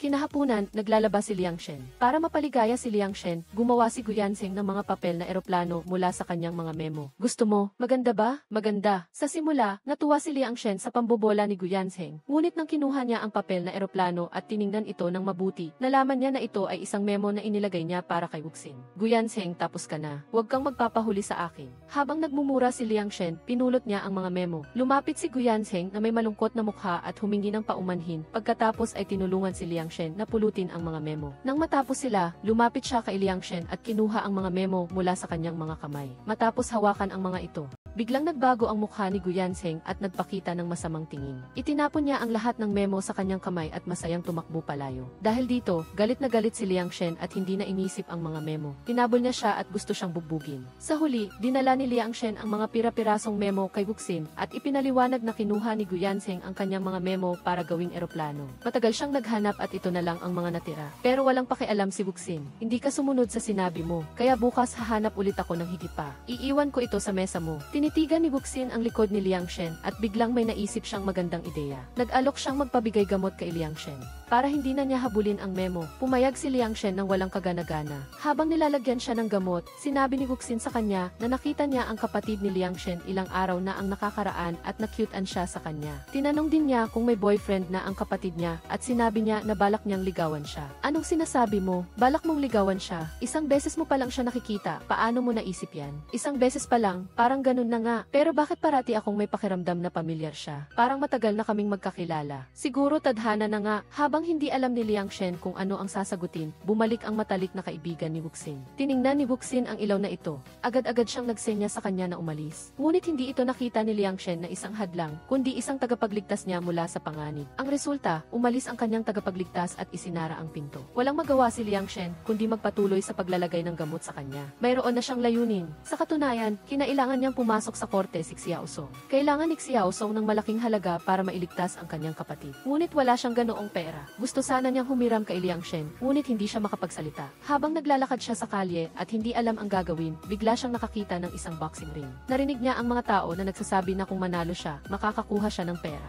Kaya, nagpa siya si Xiao Song na mag-sign up para kumita ng pera. Gaya ng sinasabi ng mga tao, madaling pumasok, mahirap lumabas. Nang kumita na si Xiao Song ng sapat na pera para mailigtas ang kanyang kapatid, niloko siya ng may-ari ng boxing ring. Pinilit siyang pumirma sa mga papel at hindi siya pinayagan na umalis. Kailangan niyang manatili ng 2 taon para mabayaran ang utang niya at makauwi. Walang magawa si Xiao Song kundi manatili at dahil dito, madalas siyang bumabalik na may mga pasa. Sa paglipas ng panahon, nagduda ang grupo ni Liang Shen. Bakit laging nasasaktan si Xiao Song? Anong ginagawa niya sa labas tuwing gabi? Kaya, lihim na sinundan ng grupo ni Liang Shen si Xiao Song para malaman kung ano talaga ang ginagawa niya. Nang sundan nila si Xiao Song sa isang boxing arena, nakita nila siyang nakikipaglaban. Nagulat si Liang Shen at gusto niyang sumugod sa ring para hilahin siya pababa. Sa huli, nang nagpapahinga si Xiao Song, pumunta si Liang Shen sa dressing room para kausapin siya. May nangyaring malaking bagay, bakit hindi mo sinabi sa amin? Paano kung mahuli ka? Ano ang mangyayari? Ma-expel ka kaagad. Wala na akong ibang pagpipilian. Sa simula, kumiram ako ng malaking halaga sa may-ari ng boxing ring para iligtas si Xiao Xia. Pagkatapos, nagkasakit si Xiao He, kaya humiram ulit ako ng malaking halaga. Magkano ang utang mo sa iyong amo? Nako, kulang pa ng 100 pesos, malapit na akong matapos bayaran. 100 pesos? 100 pesos na hindi mo man lang ako hiningian at humiram ka pa sa iba. Ibabalik ko sa iyo ang pera na ito. Ibigay mo sa kanya ang pera at umalis ka na doon. Hindi pwede. Pumirma na ako sa papel. Nang malaman ni Guyanseng na hindi na makakaalis si Xiao Song sa boxing ring, may naisip siyang plano. Nang malaman nalaman ni Liang Shen na may naisip siyang solusyon, tinanong niya siya kung ano iyon, ngunit pinatunog niya lang ang mga salita. Dahil dito, nagalit si Liang Shen at gusto siyang bugbugin. Wala na tayong problema, bumalik na tayo sa paaralan. Kung malalaman ni Guro Lu bukas, hindi na natin kailangang mag-alala kay Xiao Song. Sa halip, maghanda na tayong umalis. Tatapusin ko muna ang aking wonton. Ang plano ni Guyan Zheng, ang paggamit ni Guxin sa kanyang kapangyarihan ay upang ipaselyo ang arena. Pagkatapos ay dinala niya si Xiao Chunzi upang makipagkita sa may-ari ng arena upang tanungin siya at pilitin siyang palayain si Xiao Chunzi. Sa ilalim ng pressure ni Guxin, sinabi ng may-ari na maaari niyang palayain si Xiao Chunzi. Ngunit kailangan niyang lumaban sa isang deathmatch bago siya palayain. Bago ang laban, ang magkabilang panig ay dapat pumirma sa isang life and death commitment. Ano man ang mangyari, walang sinuman ang magsasangkot. Nang marinig ito, galit na galit si Guxin at gusto niyang sumugod at saktan ang tao. Ngunit pinigilan siya ni Xiao Chunzi. Ayaw ni Xiao Chunzi na magkaroon siya ng alitan sa ibang tao. Dahil sa kanya, kaya pumayag si Xiao Chunzi. Kasalanan ko, handa akong lumaban sa life and death match na ito. Hindi ako magdaragdag ng problema para sa inyo. Sana pagkatapos ng laban na ito, kung maswerte akong mabuhay, palalayain mo ako. Siyempre, nang malaman ni Liu Weya at ng lahat ang tungkol dito, ayaw nilang lumahok si Xiao Chunzi dahil natatakot sila na mapanganib ito para sa kanya. Ngunit ang desisyon ay ginawa na at si Xiao Chunzi ay nagpumilit na lumaban. Kaya hindi na siya pinilit pa ni Liu Weya at ng iba. Ngunit upang makatulong na manalo si Xiao Chunzi, naghanap sila ng boxing master. Gusto niyang sanayin si Xiao Chunzi at bumuo ng isang espesyal na plano sa pagsasanay para sa kanya. Sila ay nasa tabi niya rin para suportahan siya at bigyan siya ng lakas ng loob. Pagkatapos dumaan sa impyerno na inayos ng grupo ni Liu Weya, ang boxing skills ni Xiao Chunzi ay lubos na bumuti. Hindi nagtagal at dumating na ang araw ng laban. Ayaw ni Xiao Chunzi na mag-alala si Liu Weya at ang iba pa, kaya nagplano siyang pumunta ng mag-isa ng tahimik. Ngunit nang lumabas siya, nakita niya kaagad ang grupo ni Liu Weya. Anong ginagawa mo? Nagpapanggap kang isang bayani na pumupunta ng mag-isa sa pulong. Ang isang maingay na bagay na tulad nito at gusto mo itong gawin ng mag-isa. Itinuturing mo pa ba kaming mga kapatid mo? Huwag Daxian, binabalaan kita. Ibinigay ko na ang aking isang buwang alawan sa pagkain para sa iyo. Kung maglakas loob kang matalo, papalabahin kita ng aking panty sa loob ng isang buwan.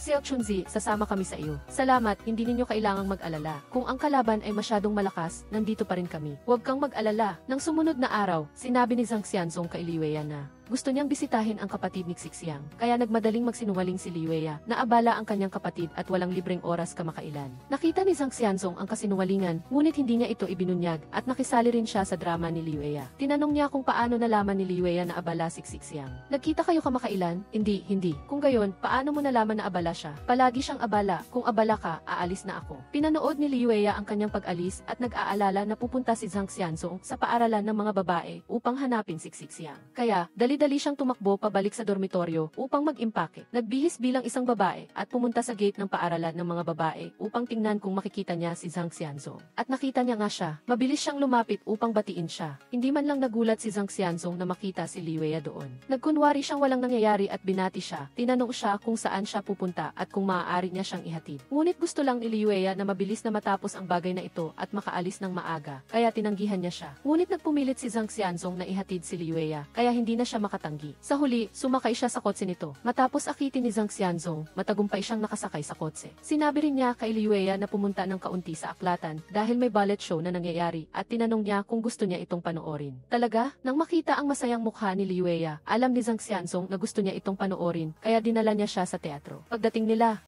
nakita ni Liu Weya na walang tao sa teatro, kaya akala niya ay maaga pa siya. Ngunit nang magsimula ang palabas, silang dalawa lang ang nandoon. Pagkatapos, nalaman niya na inarkila ni Zhang Xianzong ang buong teatro. Pagkatapos mag-isip-isip, hindi na nalito si Liu Weya at tumuon sa panonood ng kahanga-hangang pagtatanghal sa entablado. Nakita ni Zhang Xianzong na nakatuon sa panonood si Liu Weya at masaya siya na tama ang napili niyang lugar. Pagkatapos ng palabas, inihatid niya si Liu Weya sa paaralan ng mga babae. Akala niya ay matatapos na rin ang lahat, kaya kumaway siya upang magpaalam sa kanya. Matapos umalis ang kotse ni Zhang Xianzong, sumakay din siya ng isang kalesa pabalik sa paaralan. Akala niya sa susunod na mga araw, magiging mapayapa na ang kanyang mga araw. Ngunit hindi niya inaasahan na kinabukasan, si Zhang Xianzong ay nakatayo sa harap ni Liu Weya na nagsasabi sa kanya na gusto niyang hanapin si Xixiang at tinanong siya kung gusto niyang sumama. Siyempre, hindi makakasama si Liu Weya kay Zhang Xianzong dahil kung gagawin niya iyon, malalantad siya. Kaya, nagsinungaling siya na mayroon pa siyang maraming damit sa kanyang dormitoryo na hindi pa nalalabhan kaya hindi siya makakasama. Hindi siya pinilit ni Zhang Xianzong kaya umalis siya ng mag-isa. Tinitingnan ni Liu Weya ang kanyang likod, iniisip sa kanyang puso, kailan kaya matatapos ang ganitong buhay. Hindi nagtagal at natapos na siyang magbihis bilang isang babae, tumakbo sa ilang kalye bago siya nakarating sa paaralan ng mga babae. Pagdating niya,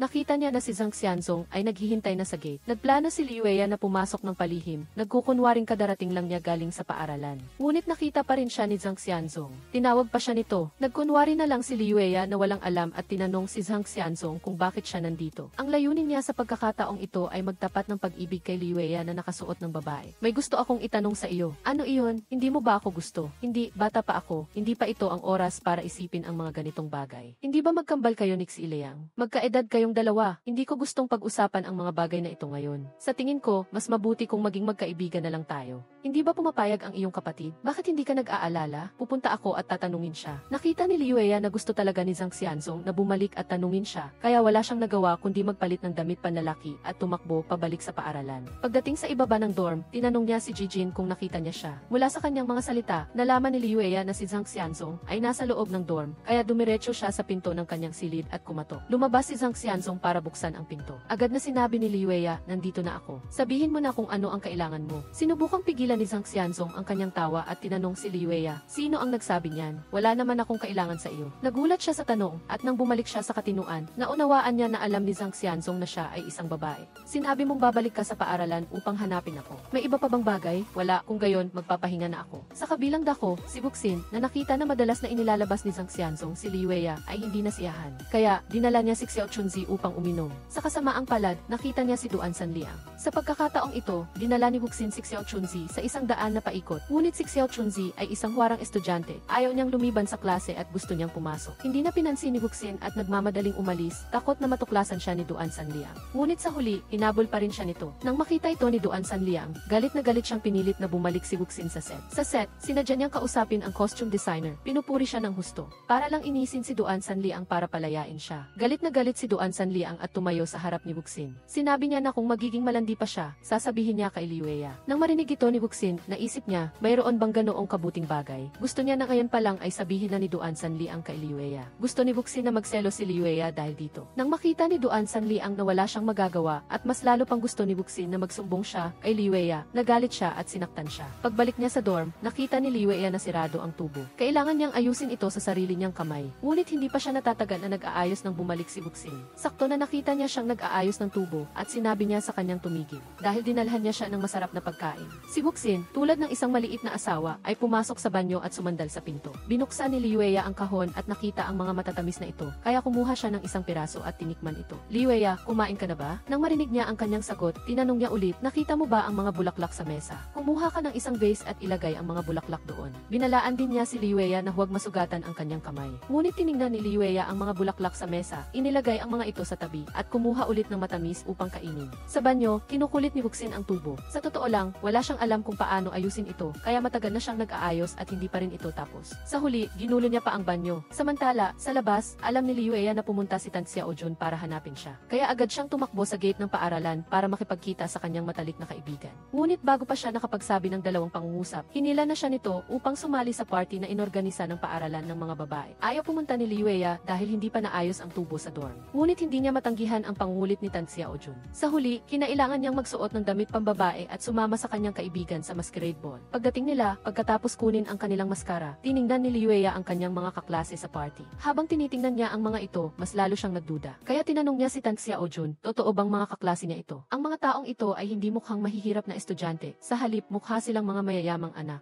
Ngunit bago pa makapagpaliwanag si Tan Xiaojun, inanyayahan na siya ng ibang tao na sumayaw. Tiningnan ni Liu Wei ang taong nasa gitna ng dance floor, at nakalimutan niya ang kakaibang pakiramdam kanina. Ngunit kailangang sabihin na tama ang kanyang kutob. Ang mga tao sa ball na ito ay hindi talaga mga kaklase ni Tan Xiaojun. Ang party na ito ay inorganisa ni Zhang Xianzong, at ang layunin niya ay magtapat ng pag-ibig kay Liu Wei dito. Kaya, hiniling niya kay Tan Xiaojun na imbitahan si Liu Wei sa ball. Pagkatapos niyang umalis, inutusan ni Zhang Xianzong ang waiter na sinasadyang buhusan ng inumin si Liu Wei upang magkaroon siya ng pagkakataong ibigay ang kanyang panyo at lumapit kay Liu Wei. Ngunit hindi alam ni Liu Wei na ang taong nasa harap niya ay si Zhang Xianzong. Hindi niya alam na ang lahat ng ito ay bahagi ng kanyang plano. Pagkatapos niyang punasan ang alak sa kanyang sarili at ibalik ang panyo, aalis na sana siya, ngunit inabot ni Zhang Xianzong ang kanyang kamay upang yayain siya sa isang sayaw. Gayunpaman, hindi pa rin nakikilala ni Liu Wei si Zhang Xianzong. Akala niya ay isang estranghero lang ang nasa harap niya, kaya ayaw niyang sumayaw. Ngunit nang makita niya na nagpupumilit ang estranghero na sumayaw sa kanya, kanya, wala siyang nagawa kundi pumayag at sumama sa kanya sa dance floor.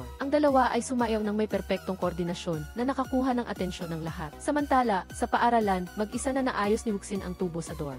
Upang bigyan si Liuya ng isang sorpresa pagbalik niya, kaya tumayo siya sa balkonahe. Tinitingnan ang butones sa damit ni Liuya at naghihintay sa kanyang pagbabalik. Sa sandaling ito, sumasayaw si Liuya kay Zhang Xianzong sa ball. Hindi niya alam na naayos na ni Wuxin ang tubo at bumili siya ng maraming masasarap na pagkain at naghihintay sa kanyang pagbabalik sa dorm. Sa kasalukuyan, gusto lang ni Liuya na matapos na ang sayaw na ito. Pagkatapos ng sayaw ni Zhang Xianzong sa tugtog na ito, aalis na sana si Liuya nang bigla niyang narinig ang taong nasa harap niya na nagsasalita, "Hindi mo pa rin ako nakikilala. Ngunit nakilala na kita." Ngumiti si Liuya at tiningnan si Zhang Xianzong sa harap niya. Ngayon lang niya naintindihan kung bakit kakaiba ang party na ito. Naramdaman ni Liuya na siya ay pinaglaruan, kaya umalis siya nang hindi man lang lumingon. Sinundan ni Zhang Xianzong ang kanyang anino pabalik sa paaralan, ngunit nahuli siya ng isang hakbang. "Si Liang, anong ginagawa mo? Naghihintay ako para bigyan ka ng masasarap na pagkain." "Dali, bakit kaya masyadong malikot si Zhang Xianzong kamakailan?" Nagbigay ng konklusyon si Tan Xiaojun na gusto siya nito. Ang bagay na ito ay hindi niya matanggap dahil itinuturing niya siyang isang kapatid na lalaki. Ngayon, bigla niyang nalaman na gusto siya ng kanyang kapatid na ito at nalito siya. Ang mas nakakagambala kay Liuya ay kailangan niyang bumalik sa paaralan upang malaman na malapit na siyang lumipat sa dormitoryo. Iyon ay dahil sinabi ni Zhang Xianzong sa guro na mayroong maraming iskandalo sa pagitan niya at ni Wuxin sa paaralan kamakailan at natatakot siya na magkaroon ito ng masamang epekto. Kaya pinaghiwalay niya ang dalawa at hinayaang manatili si Liuya sa isang silid ng mag-isa. Nang lumipat si Liuya sa dorm, tiningnan niya ang walang laman na silid. Ang kanyang puso ay walang laman din sa sandaling ito. Dumating si Zhang Xianzong. Masaya siya nang makita ang silid na ito at tinanong siya kung masaya ba siya dito. Nang marinig ito ni Liuya, alam niya na may sinabi siya sa guro, kaya pinalitan niya ang kanyang dorm para sa kanya. "Bakit mo ginawa iyon? Ang mga chismis sa pagitan mo at ni Wuxin ay laganap. Hindi ka ba nag-aalala? Magkaklase tayo at magkaibigan. Malapit ako sa iyong kapatid, kaya normal lang na tumulong ako. Maliban na lang kung ikaw at si Wuxin ay talagang." Siyempre, hindi. Ang hindi alam ni Liuya ay sa sandaling ito, masayang nag-iimpake si Wuxin ng mga matatamis upang dalhin pabalik sa paaralan para sa kanya. Ngunit nang makabalik siya sa dorm, hindi niya nakita ang mga bagahe ni Liuya. Sa takot, agad siyang lumabas upang hanapin si Liuya. Hinanap niya siya sa buong banyo, sa silid-aralan at sa plaza, ngunit hindi niya siya nakita. Pagbalik ni Wuxin sa dorm, nakita niya si Li Wenzong. Sinuntok niya ito ng walang sabi-sabi. Akala ni Wuxin na si Li Wenzong ang nagsumbong sa guro tungkol sa pagpapanggap ni Liuya bilang lalaki. Kaya na-kick out siya sa paaralan. Kaya naman nagalit siya at sinuntok si Li Wenzong. Nagalit din siya at naisip niyang makipaglaban sa kanya. Sa sandaling iyon, pinigilan siya ni Xiao Chunzi. Alam ni Xiao Chunzi ang nangyayari, kaya sinabi niya kay Wuxin na lumipat si Liuya ng dorm at nasa bagong dorm siya ngayon. Nang malaman ito ni Wuxin, agad siyang tumakbo upang hanapin siya. Tiningnan ni Liuya ang taong biglang lumitaw sa kanyang harap at sinimulan siyang magpaliwanag na gusto niyang maghintay para bumalik si Wuxin bago siya lumipat. Ngunit hindi siya nakinig. Akala niya ay si Zhang Xianzong ang gustong paalisin si Liuya. Kaya ginawa niya iyon. "Sinabi ba ni Zhang Xianzong sa iyo na lumipat ka?" "Gusto kong lumipat. Ngayon, ang mga tao ay nagbubulungan tungkol sa akin at sa iyo. Hindi ko gustong marinig ito, Wuxin. Sandali, sa tingin ko, kailangan nating mag-usap ng mas matagal." Wuxin. Sa gabing iyon, parehong may mabigat na puso sina Wuxin at Liuya at pareho silang hindi nakatulog buong gabi. Nang magkita sila kinabukasan, galit pa rin siya sa kanya, kaya hindi niya siya pinansin. At si Liuya, nang makita niyang hindi siya pinapansin, ay nasaktan din naglakad si Wuxin patungo sa ibaba ng dorm. Nang makita niya ang mga manggagawa na naglilinis ng flower bed, naalaala niya ang buttons na ibinato niya doon. Natatakot siyang hindi na niya ito mahahanap kapag tapos na ang mga manggagawa na linisin ang flower bed. Kaya, sa gabing iyon, palihim na dinala ni Wuxin ang flashlight at naghanap ng buttons sa flower bed. Sakto na nakita ni Liuya ang eksenang ito habang pabalik siya. Sasabihin na sana niya kung ano ang hinahanap nito nang bigla siyang natapakan ng isang bagay. Pinulot ni Liuya ang butones sa lupa at puno siya ng magkahalong emosyon. Hindi niya maiwasang maalala ang huling pagkakataon na nakalimutan niya ang kaarawan ni Wuxin. Noon, dahil huli na, hindi siya nakapaghanda ng cake at regalo. Nagbiro siya na ibibigay niya ang buttons na ito bilang regalo. Hindi niya inaasahan na si Wuxin ay seryoso sa pagkuha nito bilang isang regalo. Tiningnan ni Liuya ang kanyang patuloy na paghahanap at naalala niya ang mga alaala na kasama niya. Ngayon lang niya napagtanto na dahan-dahan, pumasok na siya sa bawat sulok ng kanyang buhay nang hindi niya namamalayan. Dahil alam din ni Zhang Xianzong na nagpapanggap na lalaki si Liuya, nagsimula na siyang tawagin siya ng Ngunit hindi siya gusto ni Liu Wei, kaya ayaw niyang masaktan pa siya. Bukod pa rito, walang sinuman ang makakapagpalit sa posisyon ni Wuxin sa kanyang puso. Para kay Liu Wei, si Zhang Xianzong ay parang isang kapatid na lalaki, laging nandyan kapag kailangan niya ng tulong. Dahil dito, nagkaroon siya ng pakiramdam na mayroon siyang tunay na kapatid na lalaki. Kaya, gusto niyang sabihin ang kanyang totoong damdamin kay Zhang Xianzong at ayaw niyang lalo pa itong malunod. Kinabukasan, nagdala si Duan Sanliang ng maraming tiket ng pelikula para kay Wuxin dahil sumali din siya sa pag-arte sa pelikula. Ang dahilan ay noong huling pagkakataon na nahuli siya ni Duan Sanliang at dinala sa set. At isang artista sa set ang nagkaroon ng aksidente, kaya kailangan niyang umarte. Kaya, pagkatapos ng pagpapalabas ng pelikula, binigyan ni Duan Sanliang si Wuxin ng maraming tiket ng pelikula, umaasa na iayain niya ang kanyang mga kaklase upang manood. Tiningnan ni Wuxin ang mga tiket ng pelikula at agad na nagkaroon ng plano sa kanyang puso. Kaya, sa tanghali, sinabi niya kay Xiao Chunzi na ipaalam sa lahat sa tanghalian na bida siya sa isang pelikula at inimbitahan ang lahat na manood sa anim sexy pagkatapos magsalita ni Xiao Chunzi. Sabik na sabik si Wuxin na makita ang reaksyon ni Liu Wei. Ngunit mula sa kanyang posisyon, ang likod lang niya ang nakikita niya. Sa sandaling ito, mayroon ding nagtanong kung sino ang female lead na si Duan Sanliang. Si Duan Sanliang ang paborito kong artista. Kung gayon, wala kang pag-asa. Alam ng lahat na mahal ni Duan Sanliang si Wuxin. May ganito pa? Hindi mo alam, ano? Sa kabilang dako, sinadya ni Wuxin na hilingin kay Xiao Chunzi na iayain si Liu Wei na manood ng pelikula. Sinunod niya ang utos. Gayunpaman, hindi siya interesado sa pelikulang ito, lalo na sa paglahok ni Duan Sanliang at Wuxin. Nang makita ni Xiao Chunzi na ayaw talagang pumunta ni Liu Wei, hindi niya alam kung ano ang gagawin. Kaya humingi siya ng tulong kay Wuxin. Ngunit ang tanging tulong na maibibigay niya ay, kung hindi mo siya mahikayat, maghanda kang masuntok ko. Dahil sa walang magawa, nawalan na ng pag-asa, kailangan ni Xiao Chunzi na patuloy na iayain si Liu Wei na sumama. Alam niya na may isang masamang tao na gusto siyang sumama, kaya sa huli ay pumayag siya ng may pag-aatubili. Pagdating ng gabi, masaya ang lahat na nakaupo sa isang hilera at nanonood ng pelikula. Ngunit nang malapit nang matapos ang pelikula, hindi pa rin lumalabas si Wuxin. Nagsimulang magtanong ang mga kaklase, hindi ba't ikaw ang bida? Bakit hindi ka pa rin lumalabas? Ngunit hindi na interesado si Wuxin sa panonood ng pelikula. Sa sandaling ito, abala siya sa panonood sa bawat kilos ni Liu Wei, kaya sumagot siya ng walang gana, malapit na, malapit na. Samantala, si Liu Wei ay ganap pa rin nakatuon sa pelikula. Ang mga kaklase nga sa tabi ay nakatulog na, ngunit nanonood pa rin siya ng mabuti. Sa totoo lang, nagtatanong din si Liu Wei kung bakit hindi pa rin lumalabas si Wuxin. Sa huling eksena lang niya nalaman na ang taong ang anino lang ang nakikita sa pelikula ay si Wuxin. Hindi siya nakilala ng ibang mga kaklase at patuloy na nagtanong sa kanya, tapos na ang pelikula, bakit hindi pa rin kita nakita? Nakita ko siya, ang huling anino sa pelikula ay kay Wuxin. Tama, paano mo nakita? Mas matangkad ang bida kaysa kay Wuxin. Siyempre nakikita ko. Kinabukasan, nakipagkita si Liu Wei kay Tan Xiaojun. Sa daan, nang makita niya ang kanyang kaibigan na papalapit mula sa malayo, masaya siyang sumigaw upang batiin siya. Ngunit sa sandaling ito, biglang huminto ang isang kotse sa harap niya. Isang malaking lalaki ang dumukot kay Tan Xiaojun. Agad na inagaw ni Liu Wei ang bisikleta ng ibang tao at sinundan ang mga gulong sa buong daan. Inabol niya sila hanggang sa isang lihim na ospital ng militar ng isla. Pagdating doon, maingat na inobserbahan ni Liu Wei ang nakapalibot na lupain. Sa sandaling ito, isang kotse ng militar ng isla ang mabilis na lumapit. Nang makita ito, agad siyang nagtago sa ilalim ng kotse. Nang dumating ang kotse sa gate, huminto ito para sa regular na inspeksyon. Sa sandaling ito, si Liu Wei na nagtatago sa ilalim ng kotse ay punong-puno ng takot. At ang kinakatakutan niya ay nangyari. Mayroong isang taong yumuko upang suriin ang ilalim ng kotse. Sa kabutihang palad, mabilis na lumipat si Liu Wei sa ibang lugar. Pagkatapos mag-inspeksyon ang mga sundalo, wala silang nakitang anuman at pinakawalan ang kotse. Sinamantala rin niya ang pagkakataon upang matagumpay na makapasok sa teritoryo ng kaaway. Pagkatapos niyang makapasok sa kampo ng militar ng isla, sinamantala ni Liu Wei ang pagkakataon habang hindi pa nakaka-react ang mga sundalo at mabilis na pumasok sa medikal na lugar. Pagkatapos niyang magpanggap bilang isang medikal na sundalo, sinimulan niyang hanapin si Tan Xiaojun sa loob. Sa daan, nakita niya ang isang medikal na sundalo ng isla na papalapit sa kanya. Hindi siya natakot. Nang hindi alam ni Liu Wei kung saan hahanapin ang tao, nakita niya nang hindi sinasadya ang isang nasugatang tao sa isla habang dinadala si Xiao Chunzi na nagbigay sa kanya ng pag-asa. Kaya, nang umalis ang medikal na sundalo, pumasok siya at sinara ang pinto. Pagkatapos ay lumapit si Liu Wei sa likod ng lalaki at pinilit siya na sabihin kung nasaan si Xiao Chunzi. Nang makita na ayaw magsalita ng sundalo tungkol sa kinaroroonan ng tao, sinaksak siya ni Wuxin, natakot siya at inamin na nasa basement si Liu Wei. Nang malaman ni Wuxin kung nasaan ang kaibigan niya, agad siyang pumunta sa basement. Sa kabilang banda, nagtatago si Yukilo sa likod ng pinto ng paaralan. Paminsan-minsan ay sumisilip kung kailan babalik si Wuxin, ngunit si Xiao Chunzi ilang ang dumating. Hindi, seryoso, nandito ka para para hanapin ako. Sa kabilang banda, gusto ni Wuxin na mabilis na mahanap si Tan Xiaojun, kaya nagmamadali siyang naglakad na naghinala sa mga opisyal. Nang makita na may biglang tumawag sa kanyang huminto at tanungin ang kanyang pangalan, naging napakainit ng tensyon.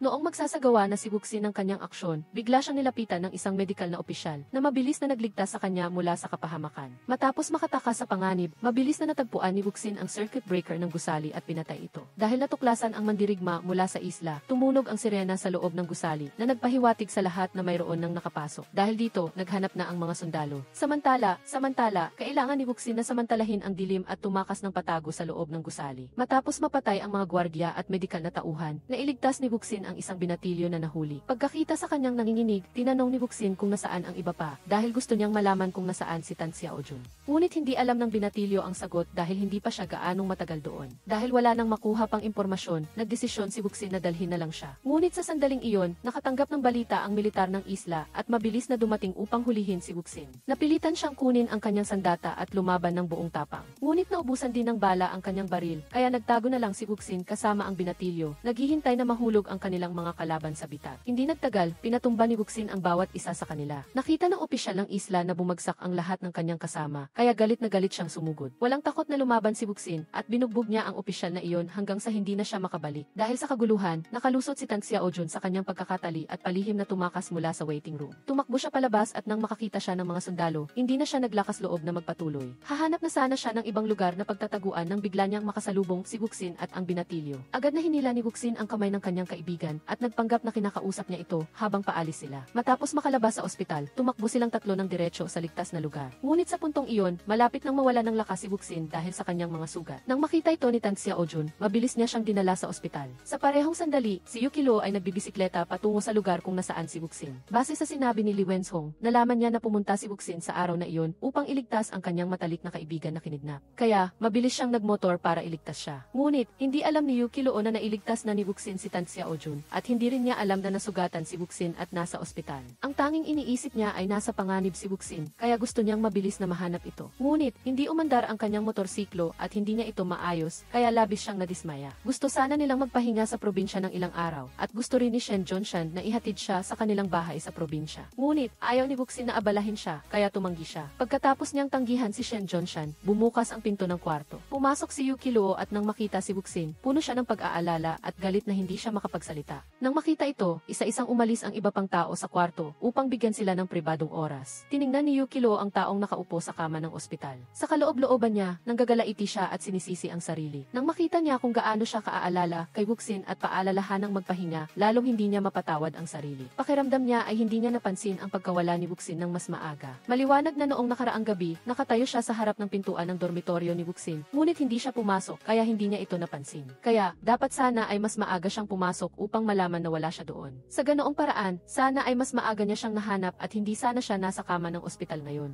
Paumanhin, dapat sana ay napansin ko na wala ka doon. Kung napansin ko sana, ayos lang ako. Kahit ilang beses nang sinabi ni Wuxin na ayos lang siya at nagpasalamat din kay Yukilo sa paghahanap sa kanya, patuloy pa rin niyang sinisisi ang sarili at nagsisisi. Kaya naman, mag-isa siyang pumunta sa isang bar para uminom. Sa bar, uminom si Yukilo ng sunod-sunod na baso para bang wala itong pera, hanggang sa nalasing at nakatulog siya sa mesa. Kinabukasan, natagpuan siya ni Kumanting at isinama. Sumama siya sa kanya sa tren dahil kailangan niyang pumunta sa kabisera para sa shooting. Ngunit nang makita niya ang taong lasing at walang malay, hindi siya napanatag na iwanan siya sa pangangalaga ng iba, kaya isinama niya ito. Nagkataon na nasa parehong trend din si Wuxin at Shen Zhongshan. Nang makita niya na gumagaling na ang mga sugat ni Wuxin, mabilis siyang bumili ng tiket para maiuwi siya para magpahinga. Nang malapit na sila sa bahay ni Wuxin, nagpasalamat siya kay Shen Zhongshan sa paghatid sa kanya at humingi ng paumanhin dahil hindi niya ito maanyayahan sa loob. Ayaw ni Wuxin na malaman ng kanyang mga magulang ang nangyari para hindi sila mag-alala at matakot. Naunawaan naman ito ni Shen Zhongshan, kaya pinayuhan niya si Wuxin na alagaan ang kanyang mga sugat. Hindi mo kailangang sabihin sa akin yan. Kinagabihan, nakaupo si Wuxin sa harap ng kanyang dressing table. Hawak ang isang buttons na inaalala ang bawat sandali na kasama niya si Yukilo. Hindi niya maiwasang magtaka kung ano na ang ginagawa nito ngayon. Gayunpaman, sa sandaling ito, nagising siya matapos matulog ng isang buong araw at isang buong gabi. Sa kanyang antok, inakala ni Yukilo na tinatawag siya ni Wuxin.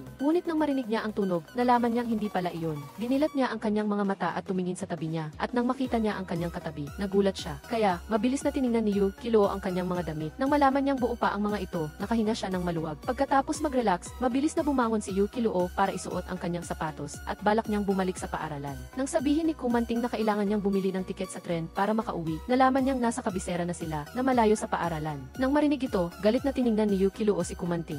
Nadama niyang pakialamera siya, ngunit nag-aatubili siyang makipagtalo sa isang babae, kaya dinampot niya ang kanyang mga gamit at umalis. Malungkot na lumabas si Yukilo at naglakad-lakad sa mga kalye. Hindi niya napansin na malapit na pala siya sa bahay ni Buksin. Aksidenteng nakita niya ang isang taong kamukha ni Buksin na dinala, ngunit naisip niya na imposibleng nandoon siya sa oras na iyon, kaya hindi niya ito pinansin. Ngunit, sa katunayan, iyon talaga si Buksin, dahil hindi pa matagal na ang nakaraan, nakaramdam siya ng sakit at pumunta sa labas para bumili ng gamot. Pagkatapos bumili ng gamot si Buksin, bigla siyang hinarang ng isang hindi kilalang tao sa isang eskinita. Lumaban ng buong tapang si Buksin, ngunit dahil sa kanyang kaunting lakas, dinala pa rin siya. Samantala, si Yukilo, sa pag-aakalang nagpapagaling pa rin si Buksin sa Shanyuan, hindi na niya ito pinansin at nagpatuloy sa kanyang paglalakad. Pagkatapos ng ilang sandali, nakita niya ang ina ni Buksin at mula sa kanya, nalaman niya na si Buksin ay naroon din sa puntong ito. Napagtanto ni Yukilo na ang taong nakita niya kanina ay si Buksin nga pala. Agad siyang bumalik sa lugar na iyon at nakita ang mga nakakalat na gamit sa sahig. Ang dalawang magkasunod na karanasan ng pagkawala ng pinakamahalagang tao sa kanyang buhay ay lubhang nagpabagsak sa kanyang loob. Ngunit kaagad siyang kumilos. Mabilis na tumakbo si Yukilo sa kanyang bahay upang kunin ang pera mula sa safe. Pagkatapos ay pumunta siya sa istasyon ng pulisya upang humingi ng tulong sa paghahanap sa kanya. Ibinigay niya ang larawan ni Buksin at ang mga pulis at si Yukilo ay naghiwa-hiwalay upang hanapin siya.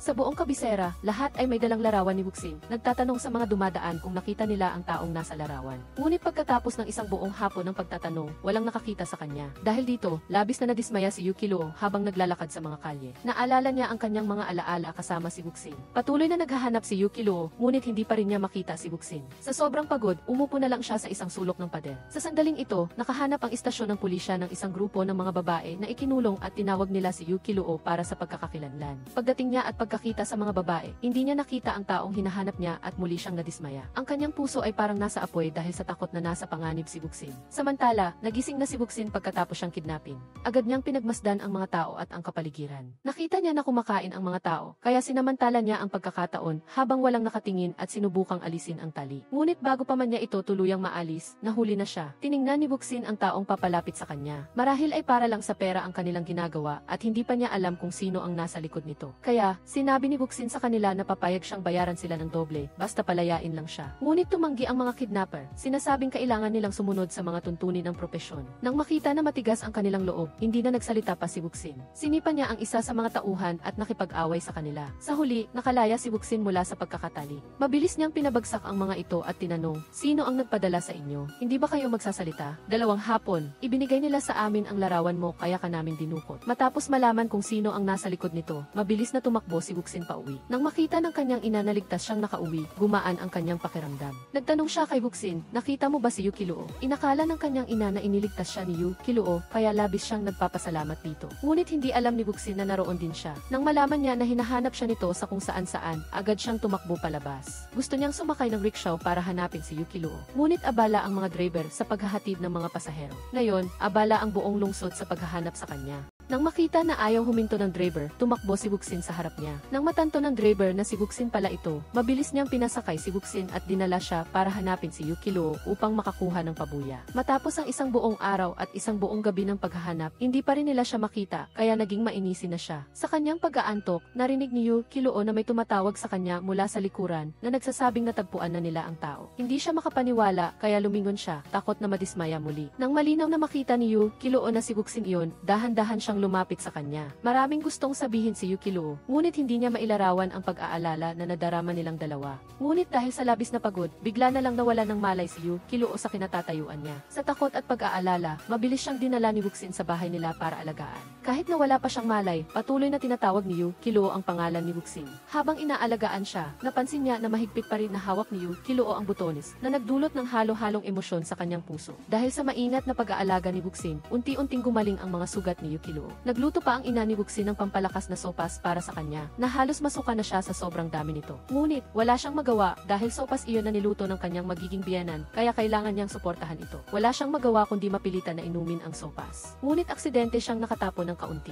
Kinuha ni Buksin ang panyo at pinunasan ang natapon na sopas. Tiningnan siya ni Yukilo habang seryoso siyang naglilinis. Lumapit siya kay Buksin at sinabing mayroon ding sopas sa gilid ng kanyang bibig. Inabot ni Buksin ang kanyang kamay at sinabihan siyang uminom ng maayos. Nang makita na ganoon ang pagtrato sa kanya. Nagdramang nagreklamo si Yu Kiluo kay Wuxin, paano mo ako magagawang ganyan? Isa pa rin akong pasyente, ngunit hindi gumana ang gimmick niya kay Wuxin. Sinabi niya na ngayon, mukha siyang malusog at hindi naiiba sa isang normal na tao, at mas malakas pa sa kanya. Nang marinig ang huling pangungusap, nagmadaling nagtanong si Yu Kiluo kung ano ang nangyari kay Wuxin, iniisip na bumalik ang kanyang mga sugat. What if makita tayo ng nanay ko mamaya? Sige lang, hayaan mo siyang makita. Palihim kong sasabihin sa iyo, gusto ako ng nanay mo. Ang tingin niya sa akin ay parang isang magiging manugang. Naalala ni Yu Kiluo ang mga nangyari nitong nakaraang araw at naramdaman niyang napakalasado ni Wuxin, kaya gusto niya itong dalhin sa templo para mag-alay ng mga sakripisyo upang mawala ang kamalasan. Ngunit, sa tingin ni Wuxin, dahil ito sa binatilyong niligtas niya sa medical center ng isla na nagbunyag ng impormasyon. Bago siya bumalik sa kabisera, nagpadala siya sa kanya ng isang liham na naglalaman ng kanyang address. Umaasa siyang pupuntahan niya siya kapag gumaling na siya, kaya siguradong gusto niyang sabihin sa kanya ang isang sikreto. Nang marinig ito, naramdaman din ni Yu Kiluo na posible nga ito. Kaya, gusto niya siyang ibalik sa paaralan dahil mas ligtas doon at gusto niyang pansamantalang manatili ang mga magulang ni Wuxin sa bahay ng kanilang mga kamag-anak upang maiwasan ang anumang paghihiganti. Huwag kang matakot, nandito ako. Hindi kita hahayaang harapin ang anumang bagay ng mag-isa. Matapos manatili sa loob ng ilang araw, sa wakas ay hindi na mapakali si Yu Kiluo, kaya nagpasya siyang lumabas. Nang makita siya ng mga magulang ni Wuxin, nag-alala sila at nagtanong kung ano ang gusto niyang kainin at personal nilang inihanda ang kanyang mga paboritong pagkain. Narinig ni Wuxin ang lahat at nainggit siya, kaya naglabas siya ng galit kay Yu Kiluo. Tamang-tama, may kumatok sa pinto. Lumabas si Wuxin upang buksan ito. At ang nakita niya ay si Shen Zhongshan. Nang makita niya si Wuxin, hinawakan niya ang kanyang kamay at nagtanong kung ayos lang siya dahil nakita niya ang balita tungkol kay Wuxin sa dyaryo at nag-alala siya, kaya nagpunta siya para hanapin siya. Ngunit hindi inaasahan ni Shen Zhongshan na makikita niya si Yu Kiluo sa bahay ni Wuxin. Sabi nga nila, kapag nagkita ang mga magkaribal, may namumuong galit. Galit na tiningnan ng dalawa ang isa't isa, bilang mga taong dumaan na sa ganoong sitwasyon. Nakita rin ng ina ni Wuxin ang galit sa mga mata ni Yu Kiluo at Shen Zhongshan. Kaya, hinila niya si Wuxin sa labas at sinigawan, bakit ka nakikipag-ugnayan sa maraming lalaki, ikaw na isang babae? Hindi po, sa tingin mo ba bulag ako? Naroon siya. Samantala, nasa loob ng kwarto si Shen Zhongshan at humihingi ng paumanhin sa mga magulang ni Wuxin.